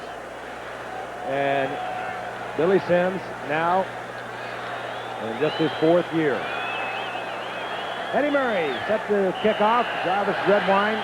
Darren Nelson has dropped for Minnesota. You better believe the Vikings with head coach Bud Grant have gone back to the drawing board. Here comes Redwine. And Redwine, who's had success down the right side, this time gets out to the 30-yard line, but at least he does not have a flag to look at. Harrell made the stop. We'll give you the stats from the first quarter to develop into the first half. Earlier, we showed you the first quarter stats, and the domination of Detroit was evident, particularly in rushing. Sims, it became even more evident in the second quarter. Detroit, from the very beginning, has taken control of this game, and they have had the ball almost all the time. 2-1 against Minnesota. Bill, 6 of 8, 52 yards. He had the one interception, had by McNorton. On 1st and 10, the ball at the Vikings 30-yard line. Dill gets it to Leo Lewis, and down goes Leo Lewis. That play was not very smoothly set up as Steve's. No, that was not Steve Smart. Curtis Green moving out from defensive left end. No deception at all. Read immediately by Detroit. Perfectly positioned to execute the loss. And a 2-yard loss. It'll be 2nd down and 12. Terry LeCount is in the game. He's missed several weeks now with a very sore ankle. He's in there because, as you saw just before the half ended, Sam McCullum, the fine outside receiver, went down with a pulled hamstring. That's LeCount. Pittsburgh, veteran out of Florida. He's up at the top of your screen. On 2nd and 12. Darren Nelson. He drops the ball. Nelson fumbles twice, and Detroit is there, but they knock it right in the arms. Right into the arms of David Huffman, who has replaced Swilly at center. I tell you, had they not tried to pick that one up and just fallen on the ball, that could have turned this whole ball game way out of sight. He just knocked the ball out of his hand. There's Roosevelt Barnes knocking the ball free from Darren Nelson. The mad scramble, and David Huffman got lucky with it. Twice tonight, Nelson's coughed up the football, and Minnesota continues to be unable to do anything offensively. We're told that Sam McCullum is out for the rest of the evening.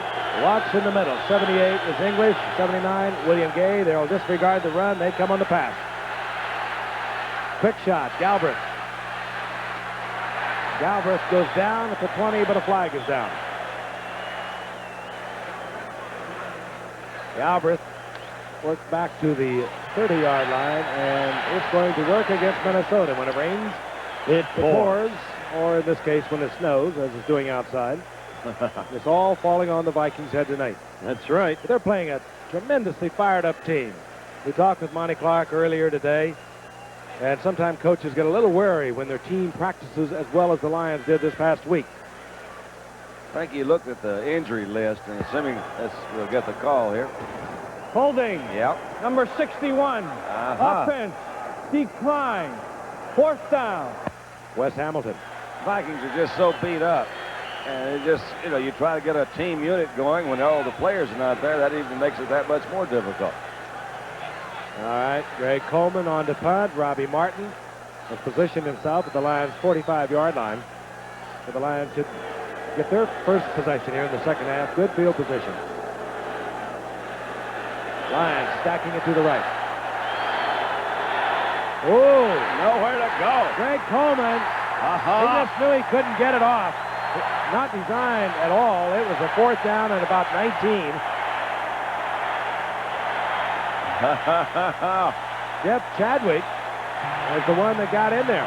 Wasn't that a little strange? Right before the snap of the ball, you saw that Lion defensive line. How about that? The Lions defensive line moved very quickly to the right. Bud didn't like that at all. You see them all over the right side, Frank. They're going to come. That's the man on the left. That's Chadwick. And he's the one that made the play. He sure is.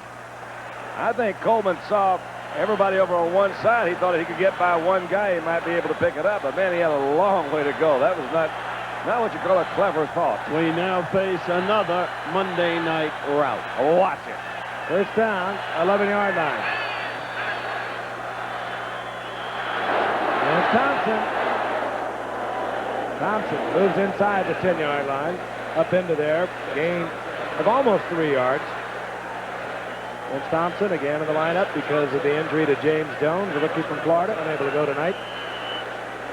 You got to think they can't make a first down without scoring. Get down to about the 1.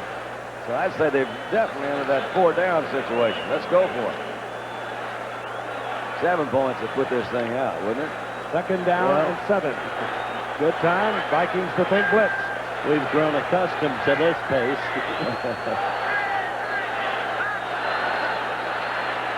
Hell, there's a guy right there. Nichols. Mark Nichols short of the first down. It'll be third down, about a yard and a half. It looked to me at that time that Nichols was a little slow coming out of his cut, his break. See, he goes into the inside, stops, comes out. That ball's a little bit outside. Had he been able to get him either come out of the break quicker or get him that ball a little quicker, he could have scored. Mark Nichols, great track star at San Jose State. Bakersfield College prior to that. Bakersfield. And a number 1 draft pick in 81. Isn't it amazing how much that man knows? I can't believe he mentioned Bakersfield. Third down and a yard. Sands drops the ball, picked it up. No, he was down. I'm sure they've blown that dead.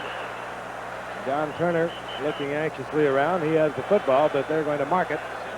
Close to a first down. He may be just a little short. It'll be fourth down for Monty Clark. A decision. He has a 13-0 lead. Poor Bud. When Monty is He doesn't even want to show glee yet. He's a warrior. I still think it's a good offensive call. Go for this move down here. If you don't make it, you leave him there. Yeah, they haven't shown any offensive potential even tonight. They really haven't. Willie Sims, I don't know if he made it. He might not have made it. No, he didn't. Good He tried to go over the top, and they met him going up. He got nothing. And this could charge up the Vikings somewhat. That was a good effort. They only have to go 98 yards. Well, that's better than 7 on the scoreboard. That's true.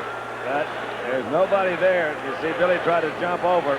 Tell you, with Matt Blair, his great 59. leaping ability of his own, they know Billy Sims. Everyone has the book on him. When he gets down at the goal line, he likes to fly over the top. And Matt Blair met him right at the peak of his flight. We'll be back. For the first time in his life, he's struggling, having a hard time in math. He needs help. He can get that help with the home computer from Texas Instruments. It has more educational cartridges than any other computer. They challenge, encourage, make learning fun. The home computer from Texas Instruments. It can give your child a head start in school that could last a lifetime. If you want it, I like it. if you really like it, I really like it. we can help you get it. We're GMAC. We want it. We're GMAC Financing. GMAC has helped more people buy their new GM car or truck than anyone, with rates that make sense on models people want, all at your GM dealer. If you really want it, we can help you get it. We're GMAC Financing. We got it.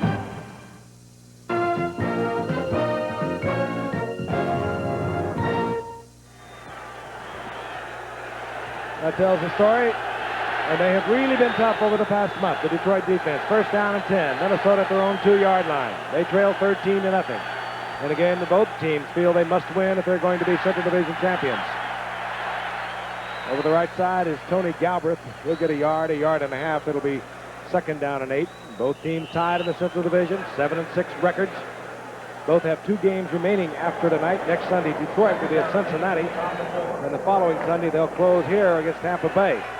And for Minnesota, next Sunday, they have Chicago at the Metrodome. And then December the 17th, they too play Cincinnati, but they play them at home. Second and 8. Dills, Ricky Young, struggling to get to the first down marker. They'll mark it short. But Ram not by up much. there defensively. Not by much.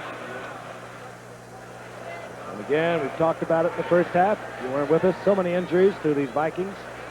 Kramer is out for the season with a knee several weeks ago. Joe Sensor came back tonight for the first time since training camp. They're a great tight end. Sammy White, Dave Casper, Ted Brown, Archie Manning's in Mayo Clinic undergoing medical treatment for a thyroid condition. It goes on and on for these Vikings. Third down, less than a yard.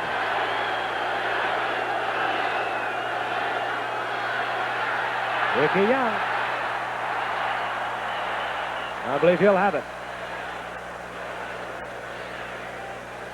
For Bud Grant, this is a reminder this whole season of what he went through when he was coaching at Winnipeg in the Canadian Football League. There was a year when 9 of his top 11 players were out. For the whole season, it was hopeless.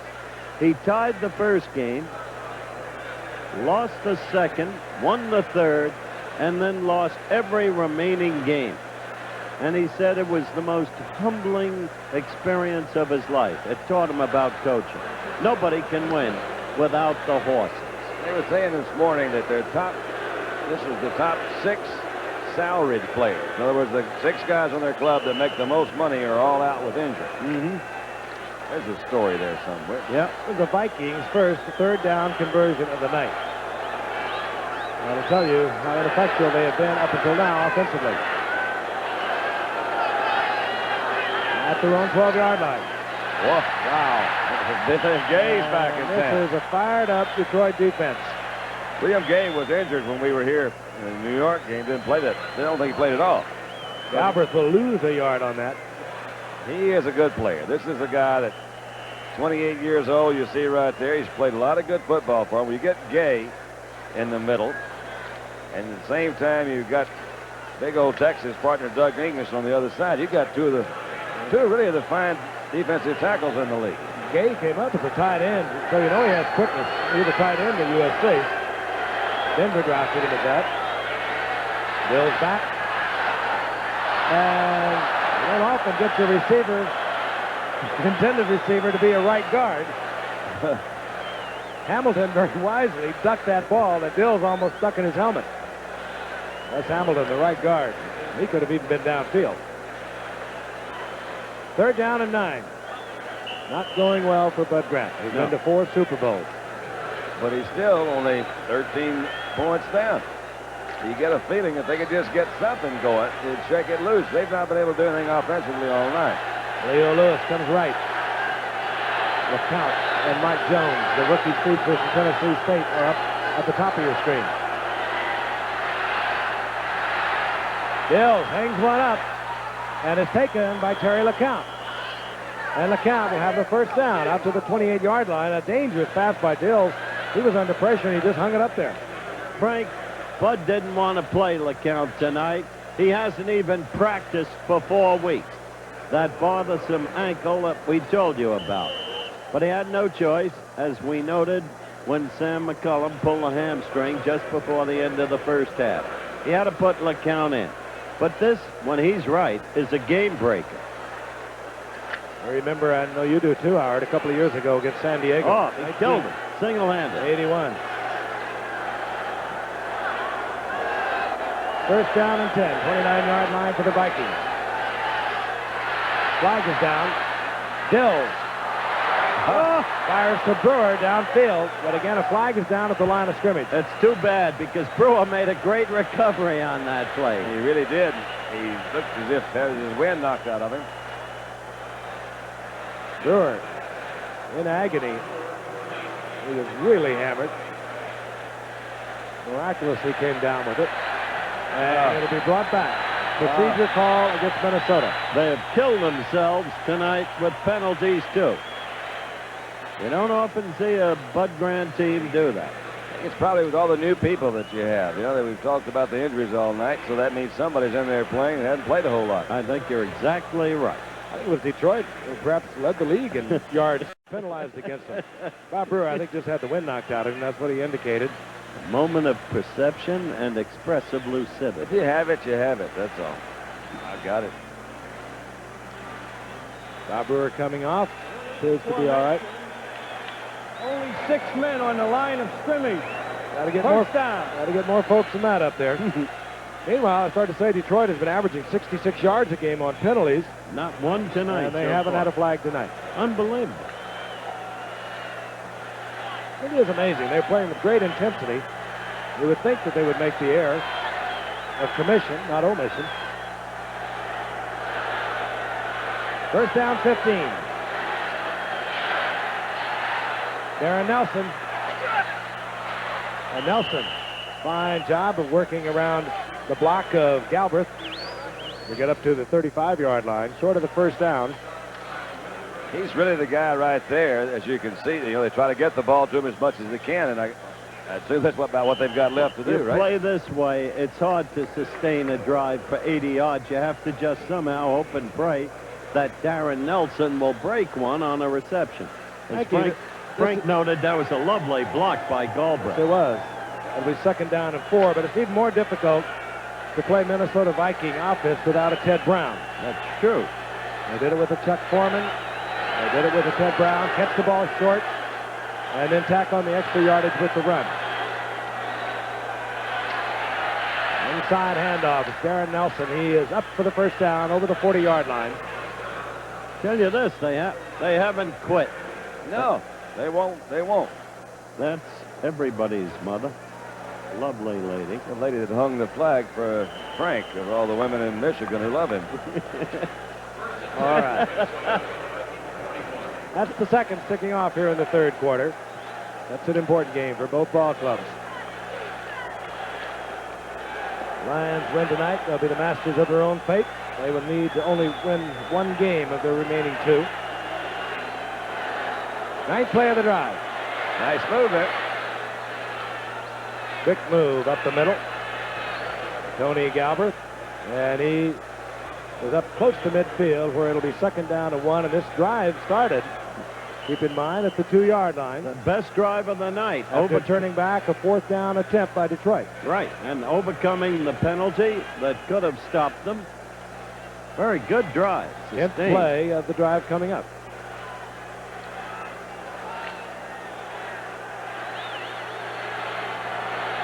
Second down, long one.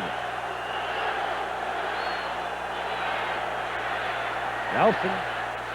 First down. First down, Minnesota. Darren Nelson, #1 draft pick a year ago from Stanford. And boy, he hung up some numbers out there. One that impressed me the most. He was the first NCAA back ever to catch 50 passes and gain over 1,000 yards. He was the first one to do it, and he did it 3 different times. Well, you would think that those statistics are exactly the type back you guys were talking about a while ago that goes with that Minnesota offense. And he seems to improve with each outing. Maybe not the speed that was anticipated, but he certainly has the quickness. 48-yard line of the Lions. The Lions come at the blitz. Vikings pick it up. Leo Lewis is open, and it's overthrown. Leo Lewis had worked his way by Bobby Watkins, had picked up the blitz. That was one that Dills will never have the opportunity to get back. No, he's not happy with himself. You could read it in his face. That was 6 points. You get a guy man-to-man, and if your guy knows where he's going and gets that inside track, the quarterback just really wants to try to lay it up to the middle in there, let him run under it. Try to drill it, looked like a little bit that time. To get back in this game, maybe Minnesota's biggest down of the night. 2nd and 10. And a good down for Detroit to come with the blitz. Very tight offensive wingback set up for Minnesota. Dills.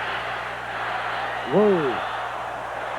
Off the hands of Galbraith, the diving attempt by Redwine, and Bobby Watkins, the cornerback for Detroit, was looking at 6 points had that not been deflected by Galbraith.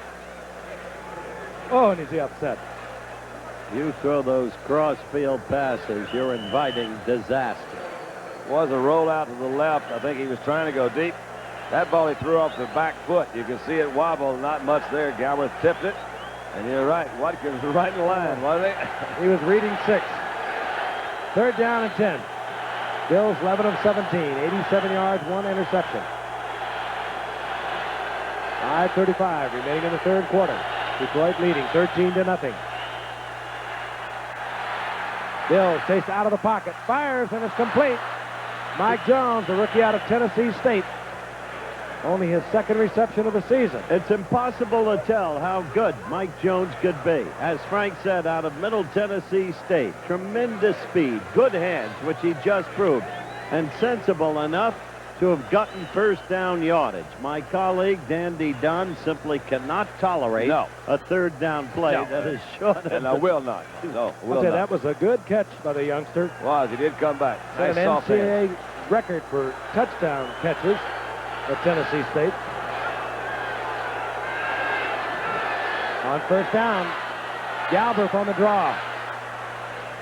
William Gay tackling the football, but Galbraith holds on. A gain of 5. It'll be 2nd down and 5. Gay really moved for that football, didn't he? And they went for it. Somebody at home's going to be happy to read that one, aren't they? We've eloped. I think they could find something better to do. Are you kidding? 2nd and 5, 31-yard line. Easy. Got a crazy sense of humor. This drive started at the 2-yard line for the Vikings. Touchdown, and they're right back in it. Flag. You saw the movement by Detroit. Well, I don't know. He might have been induced. There may have been a movement by the center. We'll have to wait to call. Not the way Dills is clapping his hands.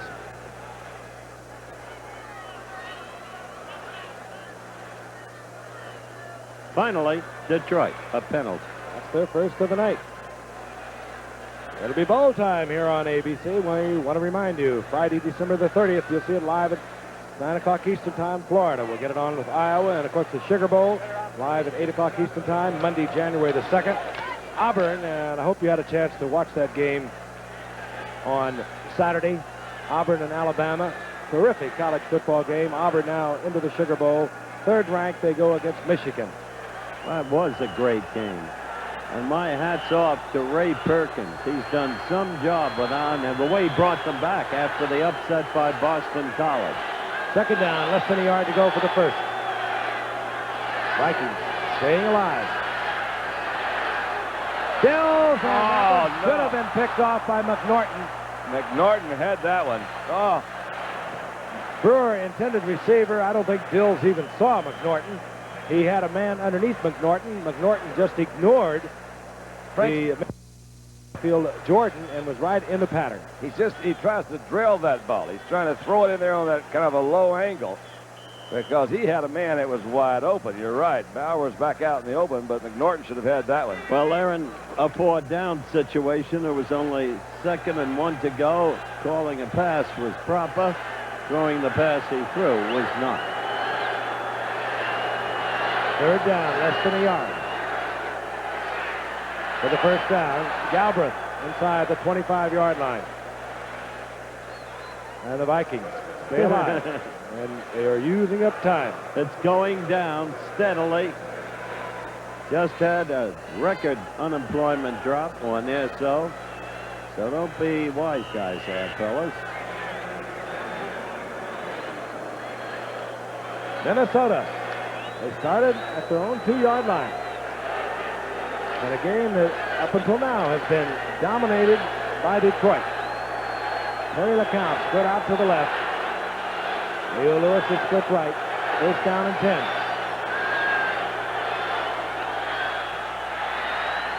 Bills, he's in trouble. Ball is loose. And again, Minnesota looked like they might have covered.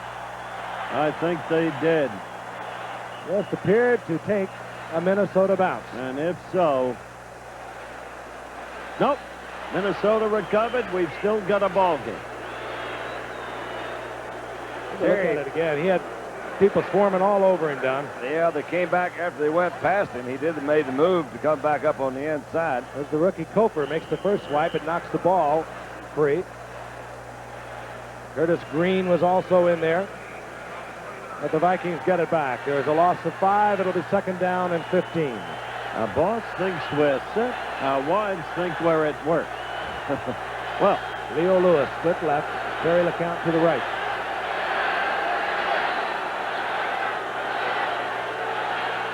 Bill slips, pulling away from the center. He's touched. That's all it is. It's another loss of 5. It'll bring up 3rd down and 20. Who gets the credit for that sack? Is this a half a sack? About 3/8 of the sack. 3/8 of the sack. This is why we have the reverse angle. Don? I think somebody probably stepped on his foot. That's what usually happens. There it is. I think it was Jim Huff. It was. Old Huff says it wasn't my fault. Doug English's fault. Doug just ran over him. Oh, look at him laying. Doug English got him a 3/4 of a sack. 3rd down and 20. Nelson out of the backfield. Bill steps up. And taken from behind Mike Koper, the rookie from Tennessee. And it'll be 4th down inside or just at the 30-yard line, and it should be field goal time for Minnesota. 2 calls on the rookie Koper, as Frank described him in the last 3 plays. Koper is going to be one of the great players in this league. Monty Clark, the Detroit coach, talks about him almost with reverence. One of the great draft choices made by the Detroit Lions. He's the reason William Gay was able to go back into tackle. This is a 48-yard attempt. So far, Benny Ricardo's longest field goal has been 44 yards for the year. Misses right. So a time-consuming multi-play drive ends with a goose egg. Detroit will have the ball back at their own 30. The time when you need it most. Green Bay tangles with Tampa Bay on ABC's Monday Night Football. The Vikings drove 68 yards. They only had 72 yards of offense in the entire first half. But nevertheless, the field goal was missed. And they remain with the goose egg on the scoreboard. They trail Detroit 13-0. 1:24 remaining in the third quarter. And Detroit has the ball back at their own 30, 1st and 10.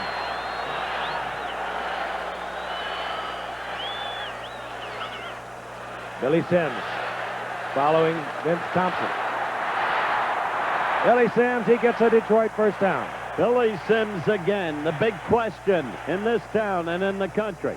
Will Sims go to the USFL or stay with Detroit? I prefer to stay here and end my career here, Howard, with the Detroit Lions. But if things doesn't work out, I have to see what's best for my future and go from there.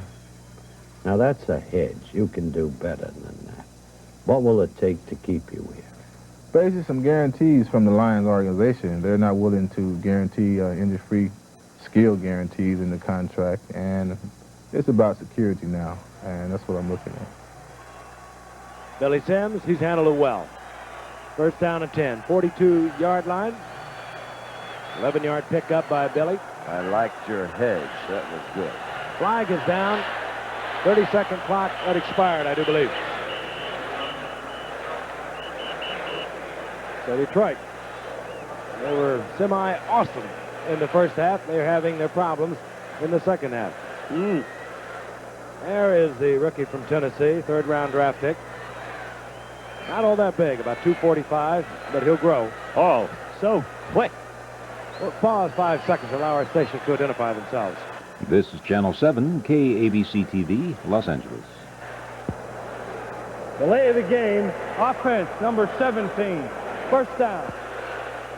That'll be first down and 15 for Detroit, 116. Frank, who is the quickest, lightest defensive end you ever saw in your years of play? You got me. Who is it? Andy Robestel. Was he on your team? Well, he wasn't necessarily the lightest, though. Jim Cat. No, Robustelli, I believe. Well, I got it the first time. Billy Sims. This time, Sims was taken by Studwell for a loss of 5 yards. Did Billy give you any indication what kind of guarantees he was looking for, Howard? Yes, and we'll get into that later because I asked him what guarantees the USFL, the Houston organization in that league, had given him. And it related to a series of guarantees of pay and escalations and long-term security and salary and bonus escalation. But Detroit has said they'll match that, so we'll have to see. Final seconds of the third quarter. Second down, 16. Hipple back with a man wide open.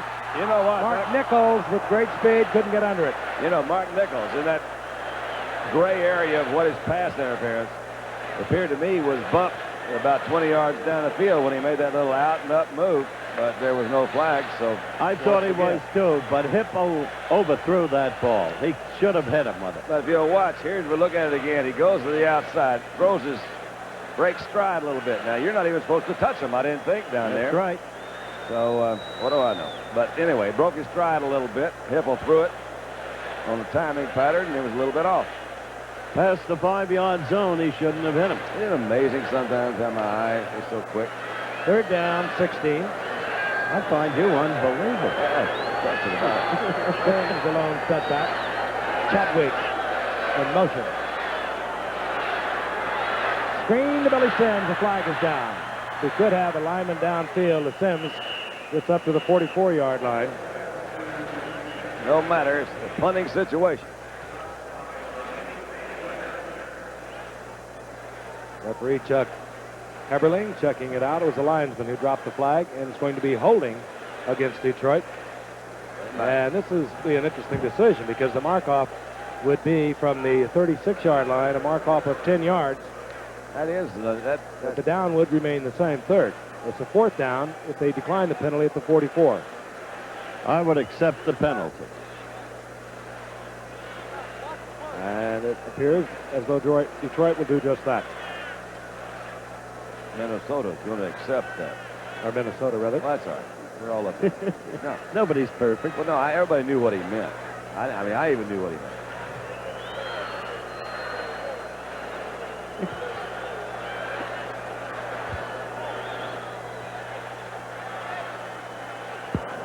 Holding, offense, number 72. Third down. This Chris Diedrich at left tackle holding.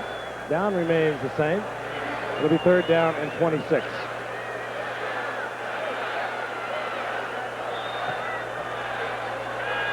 From the shotgun, Jeff Chadwick up at the top of your screen. Mark Nichols in the slot. Hippo in trouble. That ball was deflected, but the flags were flying. That's Larry Lee, the big right guard. Well, Larry says, what do you want me to do? You throw it to me. Hey, he did the right thing. He did, bless his heart. I couldn't believe it when he shoveled it to him and got it to him. That's a...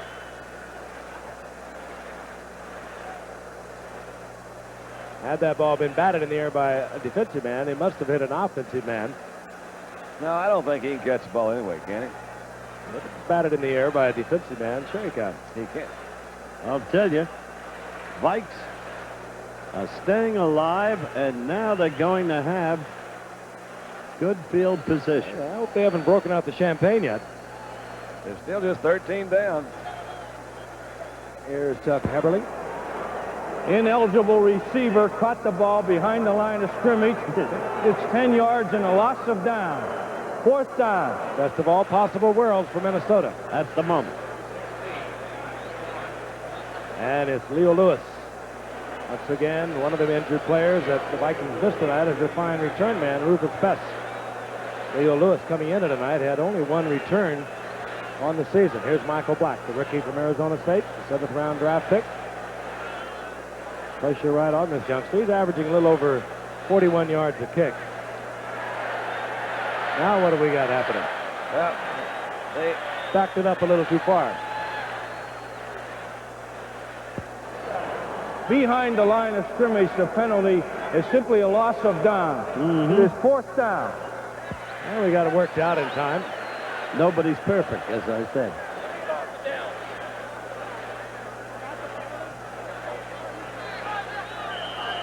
It was tipped by a defensive lineman. I don't think that guy can catch the ball no matter who touches it, if it's going to be a fumble.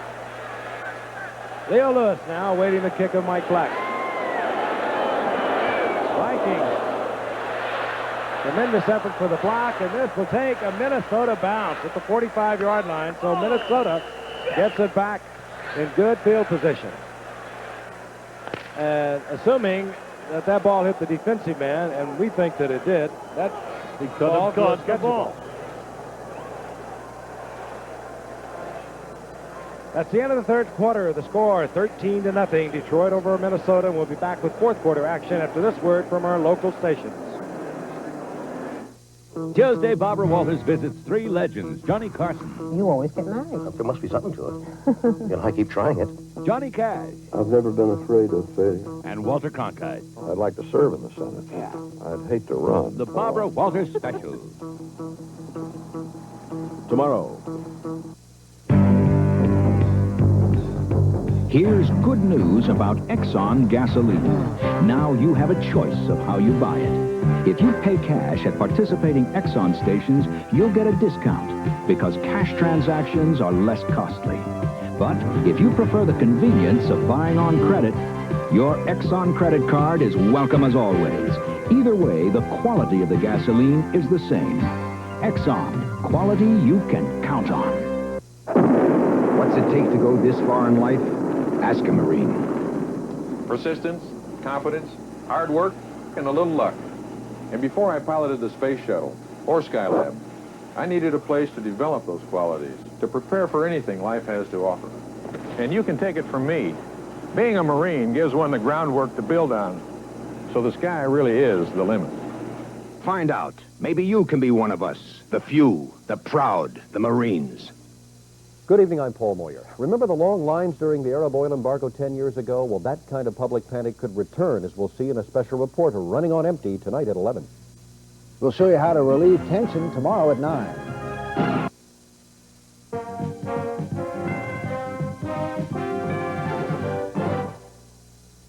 Fourth quarter, and the Vikings down 13-0. Have the football at their own 46-yard line.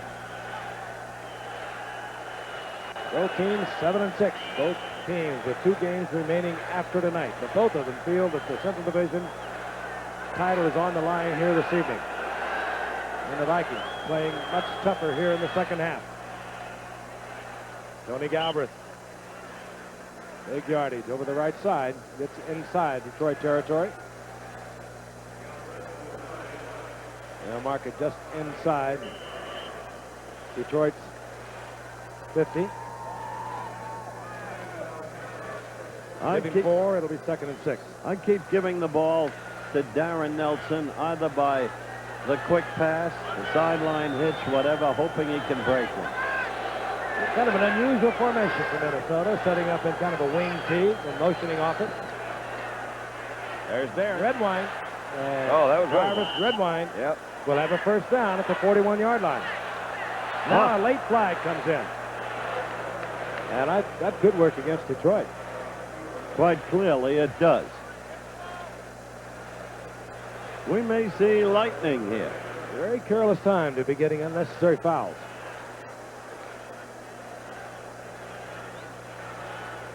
Jack Heberling marching it off. And it's going to be a big one. He's still walking, isn't he? Personal foul. Now the definitive word. Unsportsmanlike conduct, number 78 on the defense. First down. Doug English. Rather uncharacteristic of Doug English. Somebody must have riled him considerably. The first down is inside. They're just at the 26-yard line of Detroit. Bills. Ricky Young out of the backfield. He used to do that so well until Ted Brown arrived. Crowd's gotten rather quiet. Well, it'll get quieter if they get it in the end zone. They sense something happening here. Minnesota has hung tough. Detroit has made its share of mistakes. Exactly what Monty Clark was worried about when we met with him in our production meeting this morning. The first down is at the 13-yard line of Detroit. Detroit moved the ball up and down the field during the first half. They could only get it in for the 1 touchdown, however. And they lead 13-0. Redwine in the same play that worked a few moments ago. Rattles off 7 more as Redwine down close to the 5-yard line. Jarvis Redwine. I give that man tonight only 5 attempts, and they're working him now here in the second half. Frank, I give that man all the credit in the world. He's worked miracles this year against the greatest obstacles of any coach in the league. If he's in the playoffs, I make him my coach of the year in the NFC, and Dan Reeves with Denver in the AFC. Oh, you like Danny? Well, that's good. 2nd down and 3.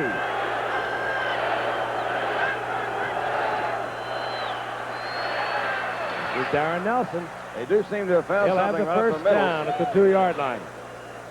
It'll be first down, goal to go. This crowd has really quieted. Frank, you know what I really like about Bud Grant? He has put together, as I tried to say earlier, a great group of assistant coaches. And at least 2 of them may be on their way to head coaching jobs with his blessings. Les Steckel, for instance, might possibly be the head coach at the University of Minnesota. And then there's an unsung youngster who I think Rutgers should think about. First down, goal to go. Brewer in motion. Ricky Young, he is stacked up. He might even lose yardage.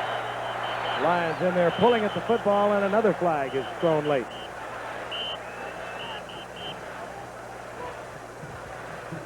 Now, while they sort this out, the thing about Bud Grant, there was never question about his own security, and a good head coach has got to hire the best assistants he can get, and he's always done it. This time, it's personal foul against the Vikings. That's a killer. You're right. Just when they were ready. So uncalled for. And it had to be late because the flag was very late. That's a killer. That little play that they've been running, not lost what? The last, how about that? 146 minutes, 50 miles. You think our guys in the truck are not up? They're right up to date, aren't they? And we're not even in Kansas City. Unnecessary roughness. Number 56 on the offense. First down. David Huffman, who replaced Dennis Swilly late in the first half. Very untimely call. Terry LeCount split out to the right. Leo Lewis to the left. The quarterback, Steve Dills. Dills gets a shot, and is Darren Nelson, and Darren Nelson gets a lot of it back. He's close to the 6-yard line. So that'll bring up second down, and still goal to go. There's no quitting this team. You got to give him credit. Darren Nelson slowed a little bit this year himself. He's had a very sore knee. Second down, goal to go. 11:55 remaining in the game. Galbraith in the setback. Quarterback draw, and Steve Dills gets to the 1. Good call. It'll be third down, goal to go. Excellent call. It's a different call. Not when you have one quarterback remaining on the bench. Yeah. Why bring that up? No, there's Wade Wilson. Yeah, there is one remaining on the bench. That's what I said. There is one. That's right. You're right. Wade Wilson is the best practice quarterback in football. Third down and goal to go. And a difficult time getting the play in. 16, 50, 40. 30-second clock is down to 10. And now Dills will have to call timeout. He could not get the play off. There was a mix-up in the personnel that came in. Dills questioned it immediately, tried to get the play in motion, but he has to use the timeout. We'll be back with the third and goal. Intellivision presents You Make the Call. On third down from his own 7, Patriot passer Matt Cavanaugh scrambles in his own end zone and under heavy pressure intentionally grounds the ball. Now you make the call. Where do you spot the ball? One video game system has the most going for it. It plays the most games, the best-selling games. In Television 2 and the new System Changer. And now there's more. A computer keyboard and baseball games so real you can set your own World Series lineup. And a music synthesizer so you can create your own musical games. In Television 2, it's got the most going for it. What call did you make?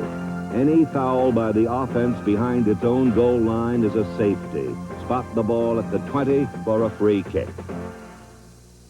Wednesday. I'm going to get you. It's an offer he can't refuse. Hotel. We're back and all is well. Our cameraman, with his camera knocked from his hands, back on his feet. He won't even have to go in the IR. Third down, goal to go. One would suspect they have 2 plays to get it in. Mickey Young in motion. Galbraith. They're going to need him. That was not a very good effort, didn't look like to me. No, I didn't like the call. Well, I'm not talking about the call. I mean, that was just a kind of a stumble off right tackle. I mean, everybody knows you go off tackle on 3rd and 2. And the wide receivers come in. There will be no field goal. Had a slanting Detroit defense, all slanting left. They did slant the right way. And they got a... You wonder why they work in meetings. You wonder why they take frequencies. They got a That solid... was an answer to it. Solid 2 yards to go, Frank. That was Bill Gay that kind of slid in there and knocked his feet out from under it. Fourth down, goal to go. The ball at the 2. Oh, we got a trick play. Look out, look out, look out, look out. Incomplete. Intended for Leo Lewis. Well, that. And now the Vikings are turned back just as Detroit was earlier. They were down here. They were at the 1-yard line. They couldn't get it in. Now the Vikings can't get it in. 2 tremendous defensive efforts by both clubs. They had a late shift down into the passing situation. They're trying to flood them with the 3 wide receivers. Just get somebody into the end zone, turn around a little spot. He's trying to drill it. That was just Did anybody hit that ball in the backfield, or is it just not a very well thrown ball? Not very well thrown. Leo Lewis turned out on him, and I think Bill thought he was going to turn inside. Such was not the case. 10:22 remaining, and Detroit is a 1st and 10 at their own 2-yard line. Holiday greetings from Budweiser.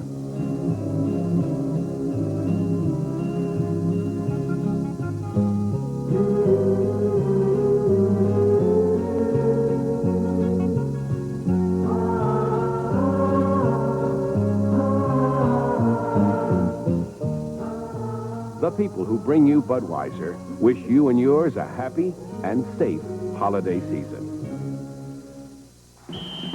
Your Chevy dealer's big USA 1 year-end sales drive is on. They're out to sell 250,000 cars and trucks by year's end. With so many to sell, it's dealing time. There's another reason to see your Chevy dealer. You can save $255 on a specially equipped S10 pickup or $730 on a tough C10 pickup.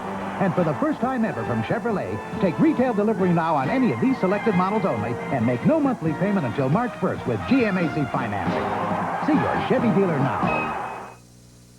Saturday, American Olympic hopefuls are hungry for world titles. And imagine hurling yourself off a mountain higher than a 35-story building, plus wild surfing action on ABC's Wide World of Sports Saturday. 10:22 remaining in the game. Frank Gifford, Howard Cosell, Don Meredith, watching perhaps the game of the season for the Vikings and the Lions. The Lions on top 13-0. They have turned back Minnesota with a 4th and 2 effort, and now they have possession. Their job, and you better believe they've been saying into the huddle, hang on to it, whoever handles it. Boom. Billy Sam, he'll lose about a yard there. Scott Studwell was the guy. That was Vince Thompson, rather. This is the 4th down try for Minnesota. Apparently, a little hitch pattern they're trying to throw, outstretched arms. And look at the hit ball Kareem off the helmet. Hit Cobb off of that. Gary Cobb, yeah. Badly thrown pass. There was a loss of a yard by Thompson. 2nd down and 11.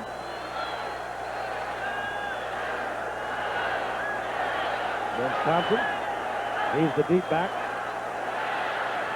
Hippo hangs one up. He caught it. Jeff Sedgwick. He's been brilliant all season, this rookie from Grand Valley State. What a catch. That was a truly great catch. That really was. Oh, how much fun that must be to be able to catch a ball like that. Look at that ball. Oh, that's fun. Over his shoulder, back the other way. Look at that concentration. Oh, that's nice. That's fun. Grand Valley State. Or wherever.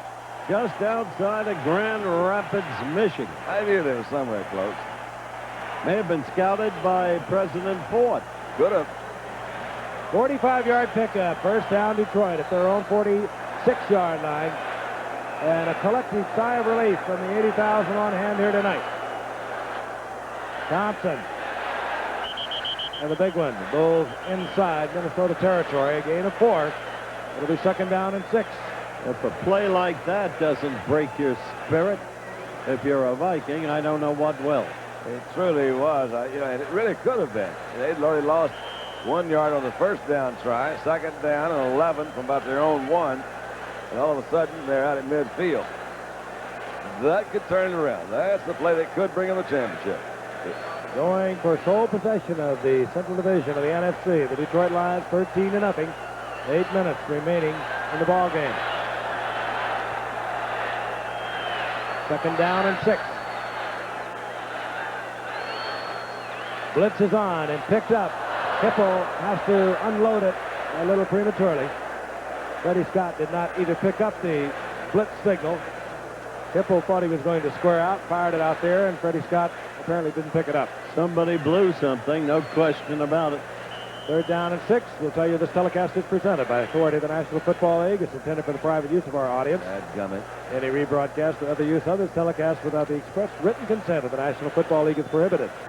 As the graphic showed, Frank, I don't understand. Lions are very effective with 3rd and long. Minnesota blitzing once again. Right in the face of Hippo, but he gets it off. And Billy Sims was bobbling it when he went out of bounds.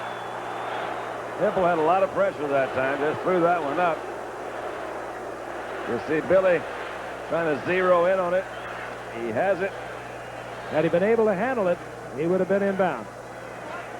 Obviously, not in control of it. Incomplete. They'll bring it back, and they'll bring up fourth down. Still a good catch, wasn't it? A nice catch, Billy. Discussion at midfield. I don't see a flag down.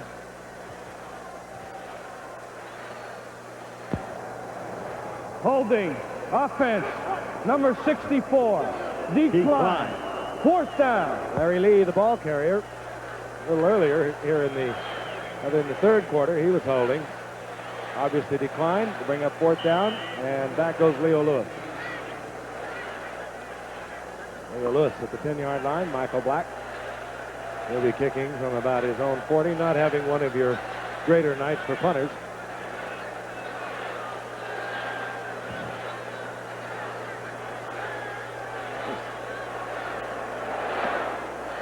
High kick by Black. Puts it in the corner. Fair catch called for and delivered by Rick Bell. And Minnesota gets it back near their own 15-yard line. 34-yard effort, this time on the part of Mike Black. We have 7:44 remaining in the game and maybe the season for Minnesota.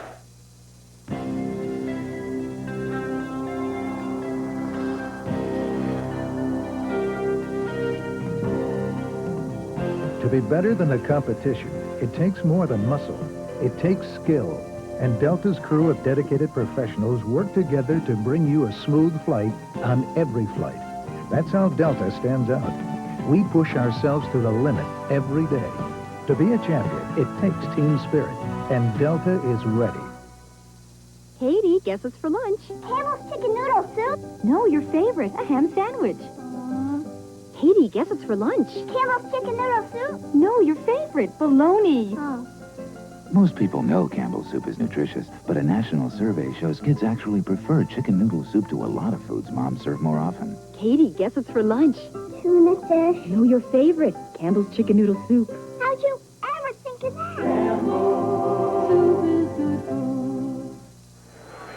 7:44 remaining in the game. The Minnesota Vikings have the ball back. They still have no score. On the scoreboard, they trail 13-0. 7:44, as I mentioned, remaining in perhaps this season. First and 10 at their own 16-yard line. We'll watch it from the end zone. Minnesota obviously has to think of getting the ball into the end zone quickly. Bill's back under pressure, fires it complete. Goes out to Jordan. Jordan short of the first down, a gain of 8. It'll be second down and 2. Gary Cobb on the coverage. I got to tell you, Don, I'm really impressed with Bonnie Clark's team tonight. Let's get back to the play. Hurry up offense in Minnesota. And Bill tried to squeeze it into Terry LeCount. It was batted away. Double coverage. Alvin Hall was there with Bruce McNorton. What I was about to say, Don, is that this team has come through in the clutch. Chadwick got them out of trouble with that spectacular catch when he had to. Mike Black got off his best kick of the night when he had to. This team is sustained when they had to. Third down and 2. Minnesota at their own 24-yard line. That's right, it is. Leo Lewis, top of your screen. Inside, it is Nelson, and Nelson will have the first down. He's up close to the 27-yard line. Ken Fantetti there first. Defensively for Detroit, he got help from Jimmy Williams. The thing that I think that they didn't do, however, was I think that they had several opportunities to put a lot more points on the board. I mean, but give Minnesota credit for that, or at least some of the credit. Well, okay, I will. I'll do that. First down, Minnesota, near their own 28-yard line. Pecking it out, however, may not get it done. Blitz is on. Hey, that was a good pickup by. Wow. And down goes Bill. They picked up the initial surge. Oh, they did, didn't they? But then it was Gary Cobb and Roosevelt Barnes. It was Darren Nelson that made that first block from his running back position, but they had too many lines back there. Didn't have anybody open. We'll take a look again.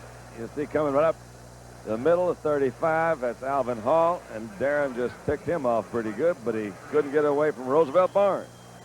and friends. There's a loss to 4. It'll be second down and 16. So watch it from the end zone. Watch the offense spread the defense out, which is now in a nickel setup. Well, the safest kind of pattern is a little turn-in pattern. Get one of those receivers to go down and just stop and come right back at you, like that one right there, and he overthrew it. Still in the area of Mike Jones, but totally uncatchable. Yeah, but that is the kind of pattern. If you're trying to work yourself out back in your own end of the field, try to get a little spot place. Get that guy to go down there and stop and come back around there.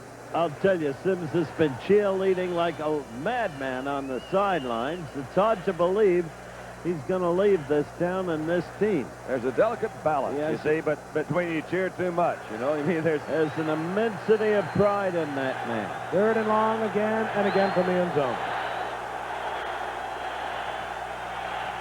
The sixth back is in now for Detroit in their prevent.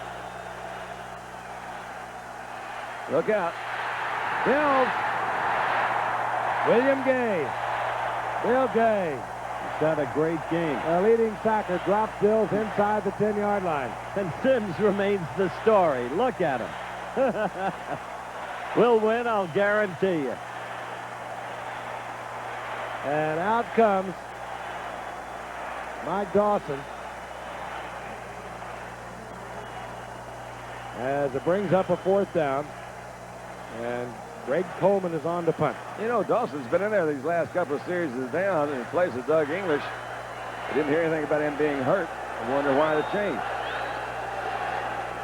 Robbie Martin is right at midfield for Detroit. They should get it back in good field position.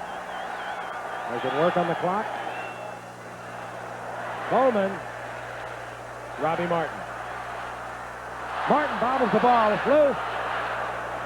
Minnesota manhandled it, and yes, he was inbounds. Minnesota gets it back at the 47-yard line. 5:17 remaining. And Billy Sims will tell you how much that hurts. Not that you'd want to hear. Bobbled by Robbie Martin. It looked like the Viking who recovered it would recover out of bounds. That was not the case. All right. Looked like to me that he was too, Frank. Hit first by Carl Lee. Oh, yeah, there it is. It's pulled in. We did not get the number. It was close. We'll pick it up for you. I think it's David Huffman. But it's first down Minnesota. They have the ball at their own 47-yard line. 5:17 remaining. There is time. Chevy Top taking charge. Earth. Wind. Keep storming. S10 Blazer. Fire. Keep blazing. S10 Blazer. Water. Keep churning. In all of nature, there's nothing like the thrill of an S10 Blazer. And now, take delivery of any new Blazer and make no monthly payments till March 1st. This bud's for everyone who's getting the 1984 Olympic Games ready for the world.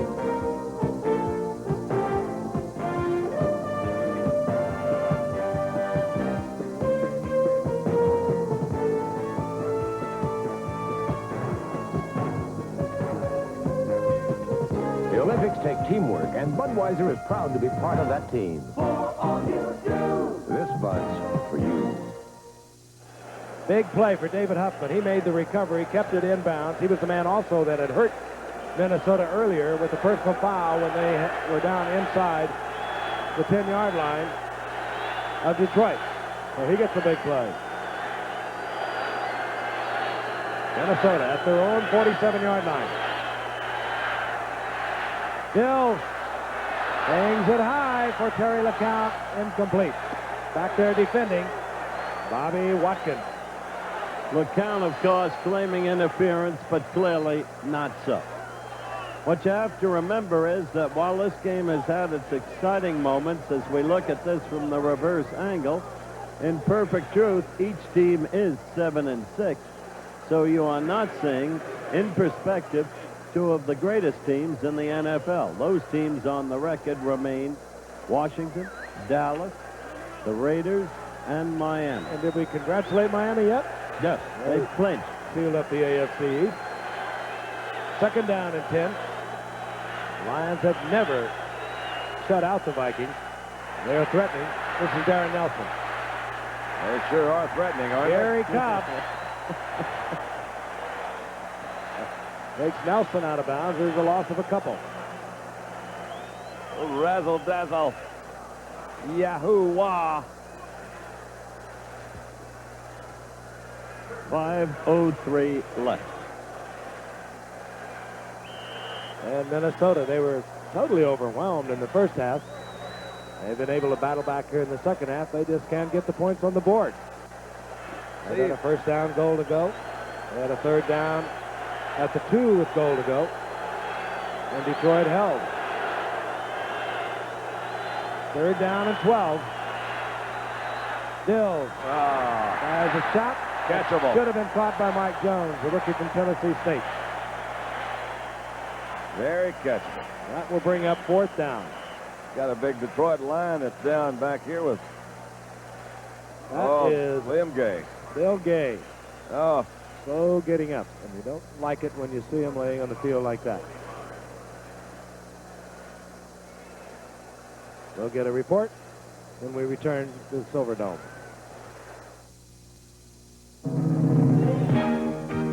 I'm looking for jeans that really fit. Try Lee. You bet I will.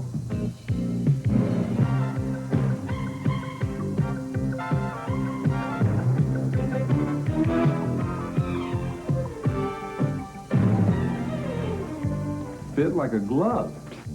Mike, all you have to do is look for the patch. Lee Jeans, the brand that fits. One computer company has been shaping the way business does business for 99 years, NCR. Today, NCR High Technology puts computer power where business needs it most. From the powerful NCR personal computer, Decision Mate 5, to the awesome power of the 9300, the world's first full 32-bit VLSI mainframe for business. NCR, shaping the way business does business. She's the only member of this U.S. women's ski team to have won an Olympic medal. Cindy Nelson might call it quits after Sarajevo. Before that, she has golden dreams. Just wait. The punting unit is on for the Minnesota Vikings with 4:57 remaining in the game. Coleman is out. Fourth down and 12. Had it been closer, one would have suspected. Maybe Bud Grant might have chanced it. Too much time remaining. Beautiful punt by Coleman. Really hammered this one. And he's going to get it out inside the 5, near the 3-yard line. Great kick by Greg Coleman. That was sensational. And now, it falls on the shoulders of the Minnesota defense.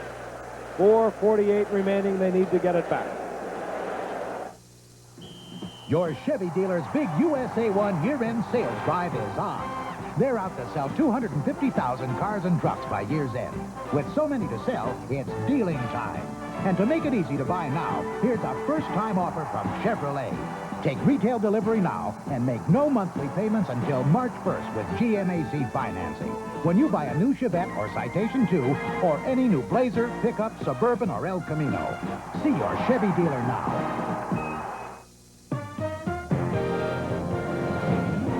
This Bud's for everyone who takes the power and sends it down the line. Bud's for you. For all you do. The king of beers is coming through. Yeah, just for you. That distinctively clean, crisp taste that says Budweiser. For all you do. Bud's for you. Green Bay tangles with Tampa Bay on ABC's Monday Night Football. The Silverdome, Pontiac Mission, and no one has left. They only had 1,400 no-shows tonight. They all remain, even though Detroit has a 13-0 lead. The Vikings have been so dominant over Detroit over the years. Detroit with the ball, first down and 10. Billy Sims works hard to the left. Gain of 5. It'll be second and 5. We'll remind you, Saturday, 4:30, 3:30 Central Time, this week on ABC Sports Beat, an in-depth and exclusive interview on the state of Major League Baseball with Commissioner Bowie Kuhn as he prepares to leave office, the major achievements of his stewardship, and what lies ahead for the game. That'll be this Saturday on the Emmy Award-winning Sports Beat with Howard Cosell. I got a question. Why don't they just keep him? They may have to. So far, they haven't found anybody, but there are a number of people And they've handled it very well in secrecy. Bud Selig deserves credit for that. Had a little search team. 2nd down and 5. Billy Sims, right side. Running hard, tripped up by Tommy Hannon. Short of the 1st down. You bet. Yeah, it's time, all right. Yeah, it's that time. Sims with a good tackle by Hannon, held to a yard. 3rd and a long 4. 3:45 in the seconds are ticking away for the Vikings. I don't know, Don. 1 fumble. Yeah? 1 quick score. Yeah, well, you give me 1 first down and you're going to hear it. Vikings, you might recall, had to use a timeout when they had a mix-up of personnel, so they had 2 remaining.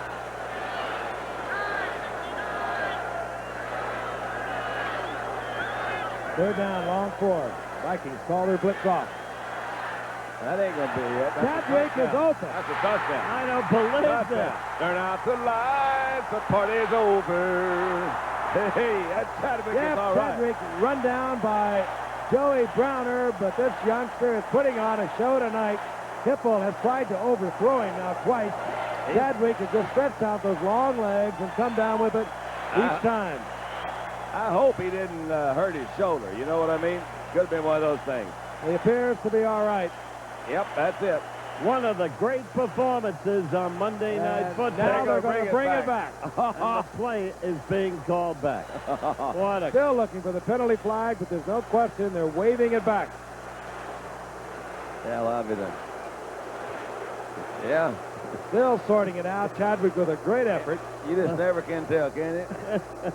How can I take that back? Can you do that in reverse? Wow, let's see. That last part is over party.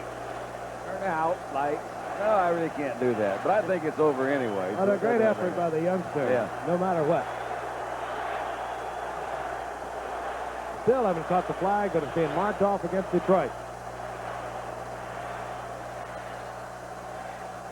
I tell you, that kid's all right, isn't he? He really is. I think he may looked like he may have hurt his shoulder. Sticky fingers, great Illegal instinct. receiver downfield offense, number 52. 2nd down, 3rd down. The center, Steve Mott, was downfield, negating that great effort on the part of the youngster, Jeff Chadwick. What a shame. And look at the length of Chadwick's strides, Don. True. Steve Mott has something that will go down with him for a long time. He was the last captain of the Bear Bryant's football team. That's right. Steve Mott.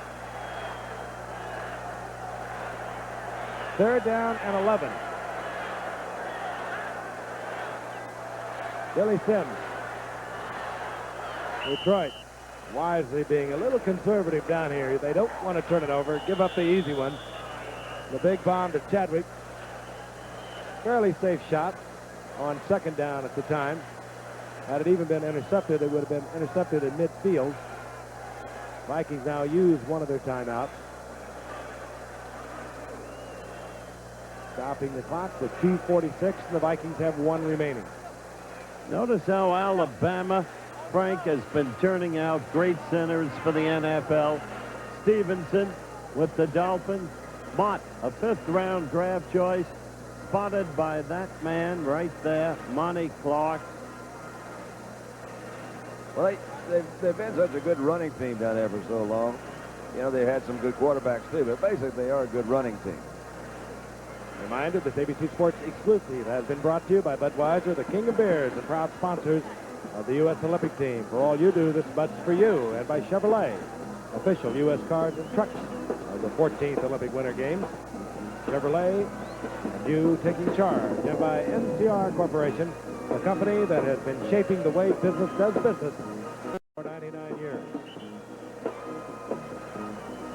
Vikings with 1 timeout. They need 2 touchdowns. Mike Black, not had a good night. Will kick from the end zone or just about the goal line. Leo Lewis is at midfield. He'd like to break off a big one.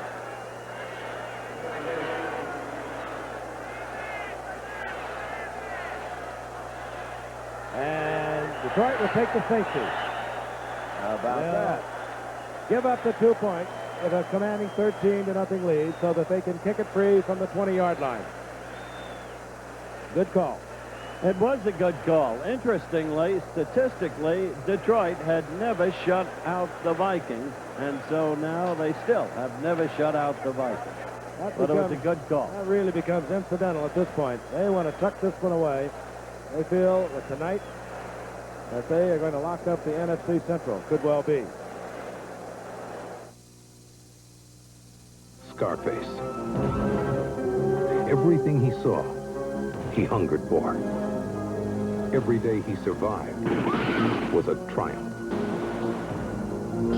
Scarface, the will, the power, the passion.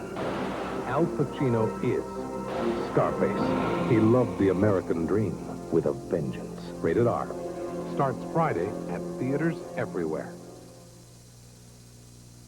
11:05 p.m., the Hospital for Special Surgery, New York. And where are the surgeons? Watching television. Not just any television. A Sony with a remarkable Trinitron system for a picture that's critically focused, critically lifelike. Maybe that's why Sony won an Emmy for its picture. Something no other TV could have done. Not if their life depended on it.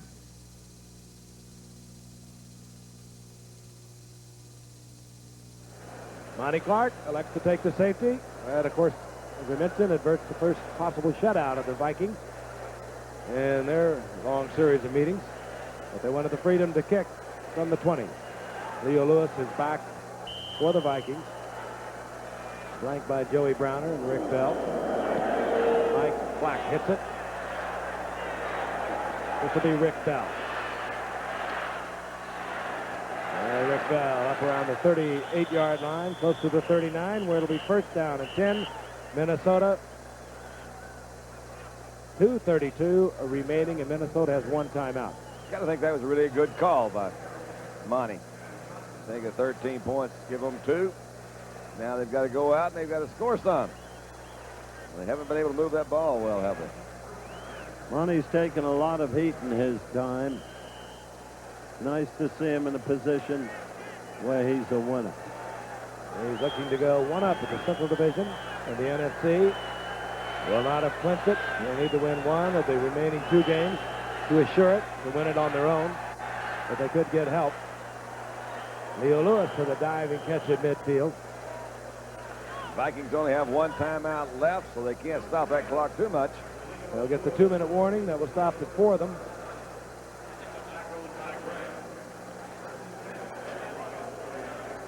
Two-minute offense. Still with the shot into the tight end. Steve Jordan. Gain of about 7 to the 43-yard line as we head to the 2-minute warning, and the Vikings will have a chance to talk it over. There it is, the 2-minute warning. We'll be back in just a moment. Why American business trusts Emery. When my designs are late, buyers don't give us a second chance. Emery's international service goes door to door, fast.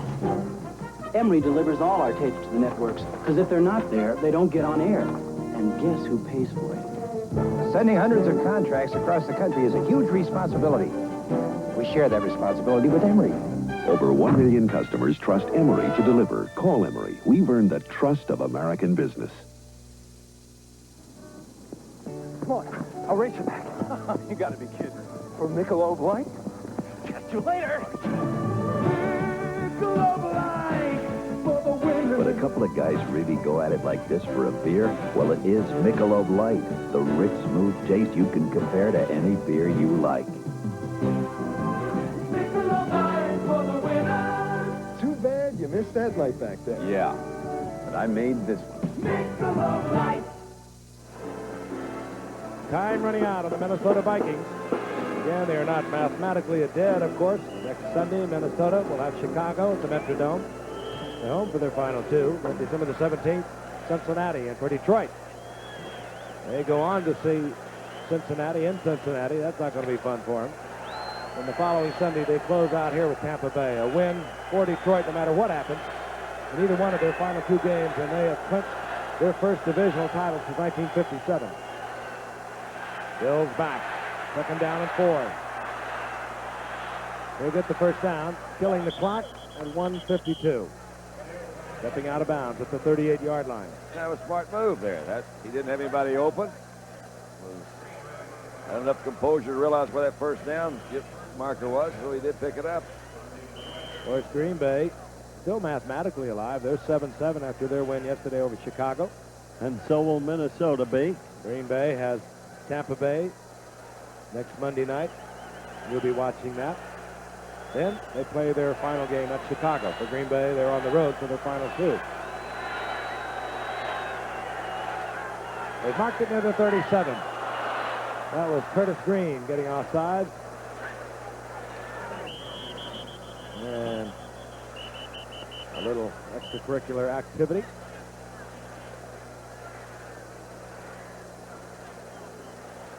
Disappointing game for the Vikings. Got to be a disappointing year for Tommy Kramer. Heck of a nice guy. He is really neat little wife, Carrie, getting ready to have a baby in January, and I look for great things from Tommy next year. I think he is a quality an player. Outstanding quarterback. Quality guy. Remember, the team that throws to its backs the most, statistically, is the Vikings. Second, the Jets. And that's not always a good sign. But when Kramer is in there, it's different. It is a good sign because Kramer throws the ball deep downfield, and Dills doesn't have that capacity. Offside, number 62 on the defense. We saw Curtis Green. First down. Just an addendum to that, you also need somebody like Ted Brown in there on the receiving end of it. True. They had Chuck Foreman before that.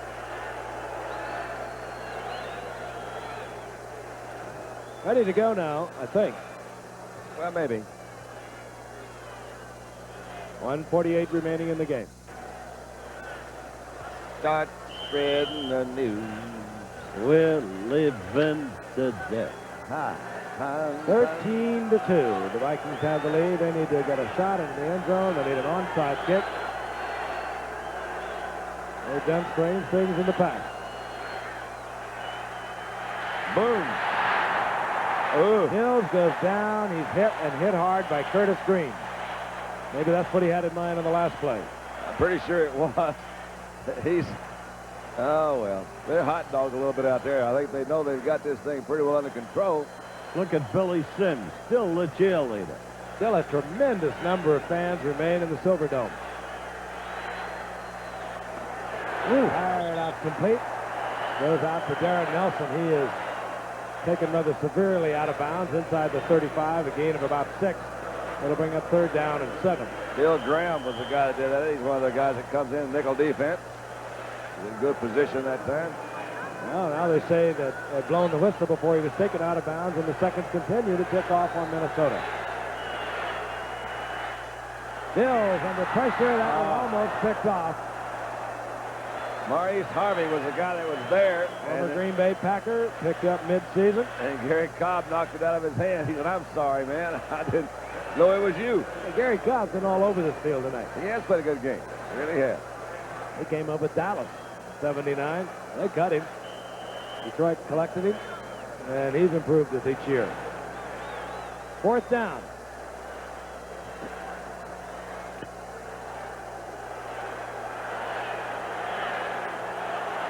So Detroit and Minnesota are going to split their 2 meetings of the season. But Detroit's going to go 1 game up in the NFC Central with 2 remaining. Got him a free down right there. Flag went down with the movement offside. You know what? Now, that's really stupid. If the guy is 4th down, the guy goes out and runs a pattern, and they need 7 yards, and he gets 6. That's stupid. That is. By the way, it is also stupid on 4th down with the game in the bag to jump offside. Where'd you hear that? Give them a free down. Oh, okay. I heard that.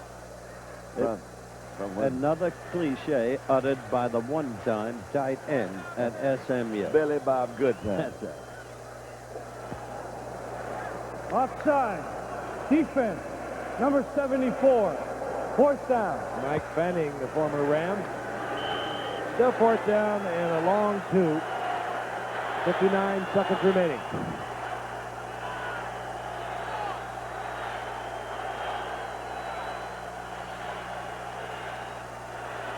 Nelson.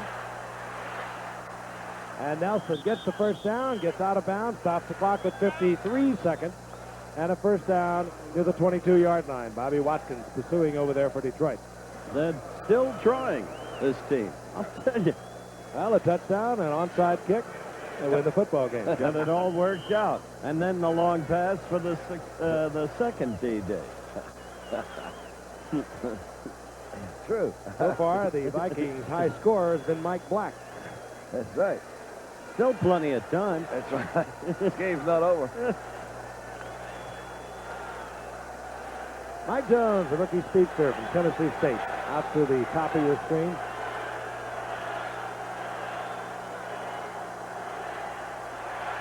Dills, Jones, and he pays for it at the 17-yard line. Gary Cobb defensively for Detroit.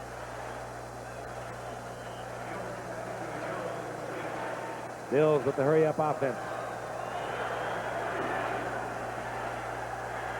This time, Darren Nelson, he's inside the 5-yard line. It'll be first down, goal to go.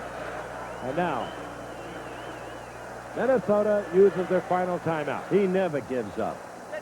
Never. Well, what's to give up? You've got time to do it. What was the year they did this to Dallas? Or Dallas did this to them. He's seen it all over here. 26 years as a head coach. Bud Grant. Dallas did this to them.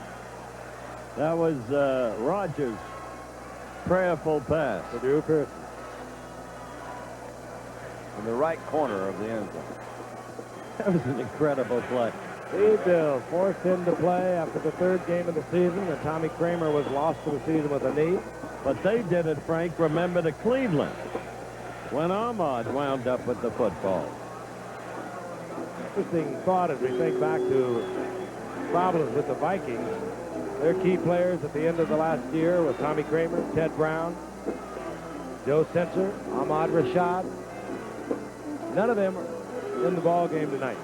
I asked Bud today if this was the worst season of his coaching experience, and that's when he told me the story I recited earlier about the year at Winnipeg. And then he said, but through the years, I've changed.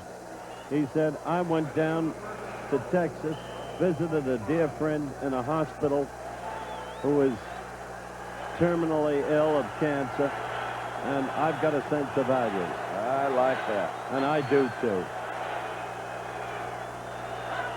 First down, goal to go. Mike Fanning gets the sack for Detroit. Came from the Rams this year after being a 4-year starter out there and a former Ram #1 draft pick. They'll play inside or outside. Aaron Nelson. Well, that could be it. Fine defensive play. William Gay moving out from his defensive tackle, and that'll do it. Detroit has got the one they wanted. They'll go one up in the NFC Central Division. 2 games remaining. Next Sunday, they'll be at Cincinnati. Then they'll be back here to close with Tampa Bay. They can do it all on their own by winning just one. And Billy Sims, right on the money. You heard it at the very top of the show. It was one of those I told you so. We'll try and get it up and show you what Billy Sims said before this game. I guarantee we'll beat the Vikings in the Silver Dome tonight. And if you can do it, it ain't bragging. Chevy Tough is taking charge. Are you tough enough to make it with the U.S. Army? Chevy trucks are. The Army contracted for 53,000 tough full-size Chevy pickups and Blazers. These rugged 4-wheel drives are regular production vehicles powered by the proven 6.2-liter diesel V8. Need a truck as tough as the U.S. Army's? Just sign up at your Chevy dealers today. And now, take delivery of any new full-size pickup and make no monthly payments till March 1st.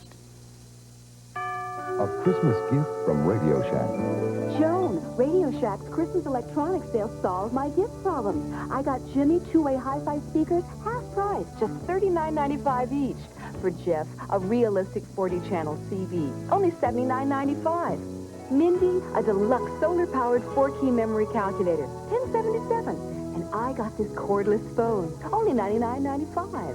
A super Christmas electronics sale, only at Radio Shack. Once again, the final score, 13-2. Detroit, the winner over the Minnesota Vikings. Tonight on Nightline, a reminder, the deepening U.S. involvement in Lebanon. Tonight, a report on the latest developments from Lebanon and a live talk with the Syrian ambassador to the United States. That's tonight on Nightline, following your late local news. Travel arrangements made through and a promotional fee paid by United Airlines, the official airline of the 1984 L.A. Olympic Games and the proud sponsor of the United States Olympic team. Billy Sims said it at the very top of the show that they were going to beat Minnesota. He contributed rather heartily. 137 yards on the night for Billy Sims. Here's how he put it. I guarantee that the Detroit Lions will defeat the Minnesota Vikings tonight in the Silverdome at Pontiac, Michigan.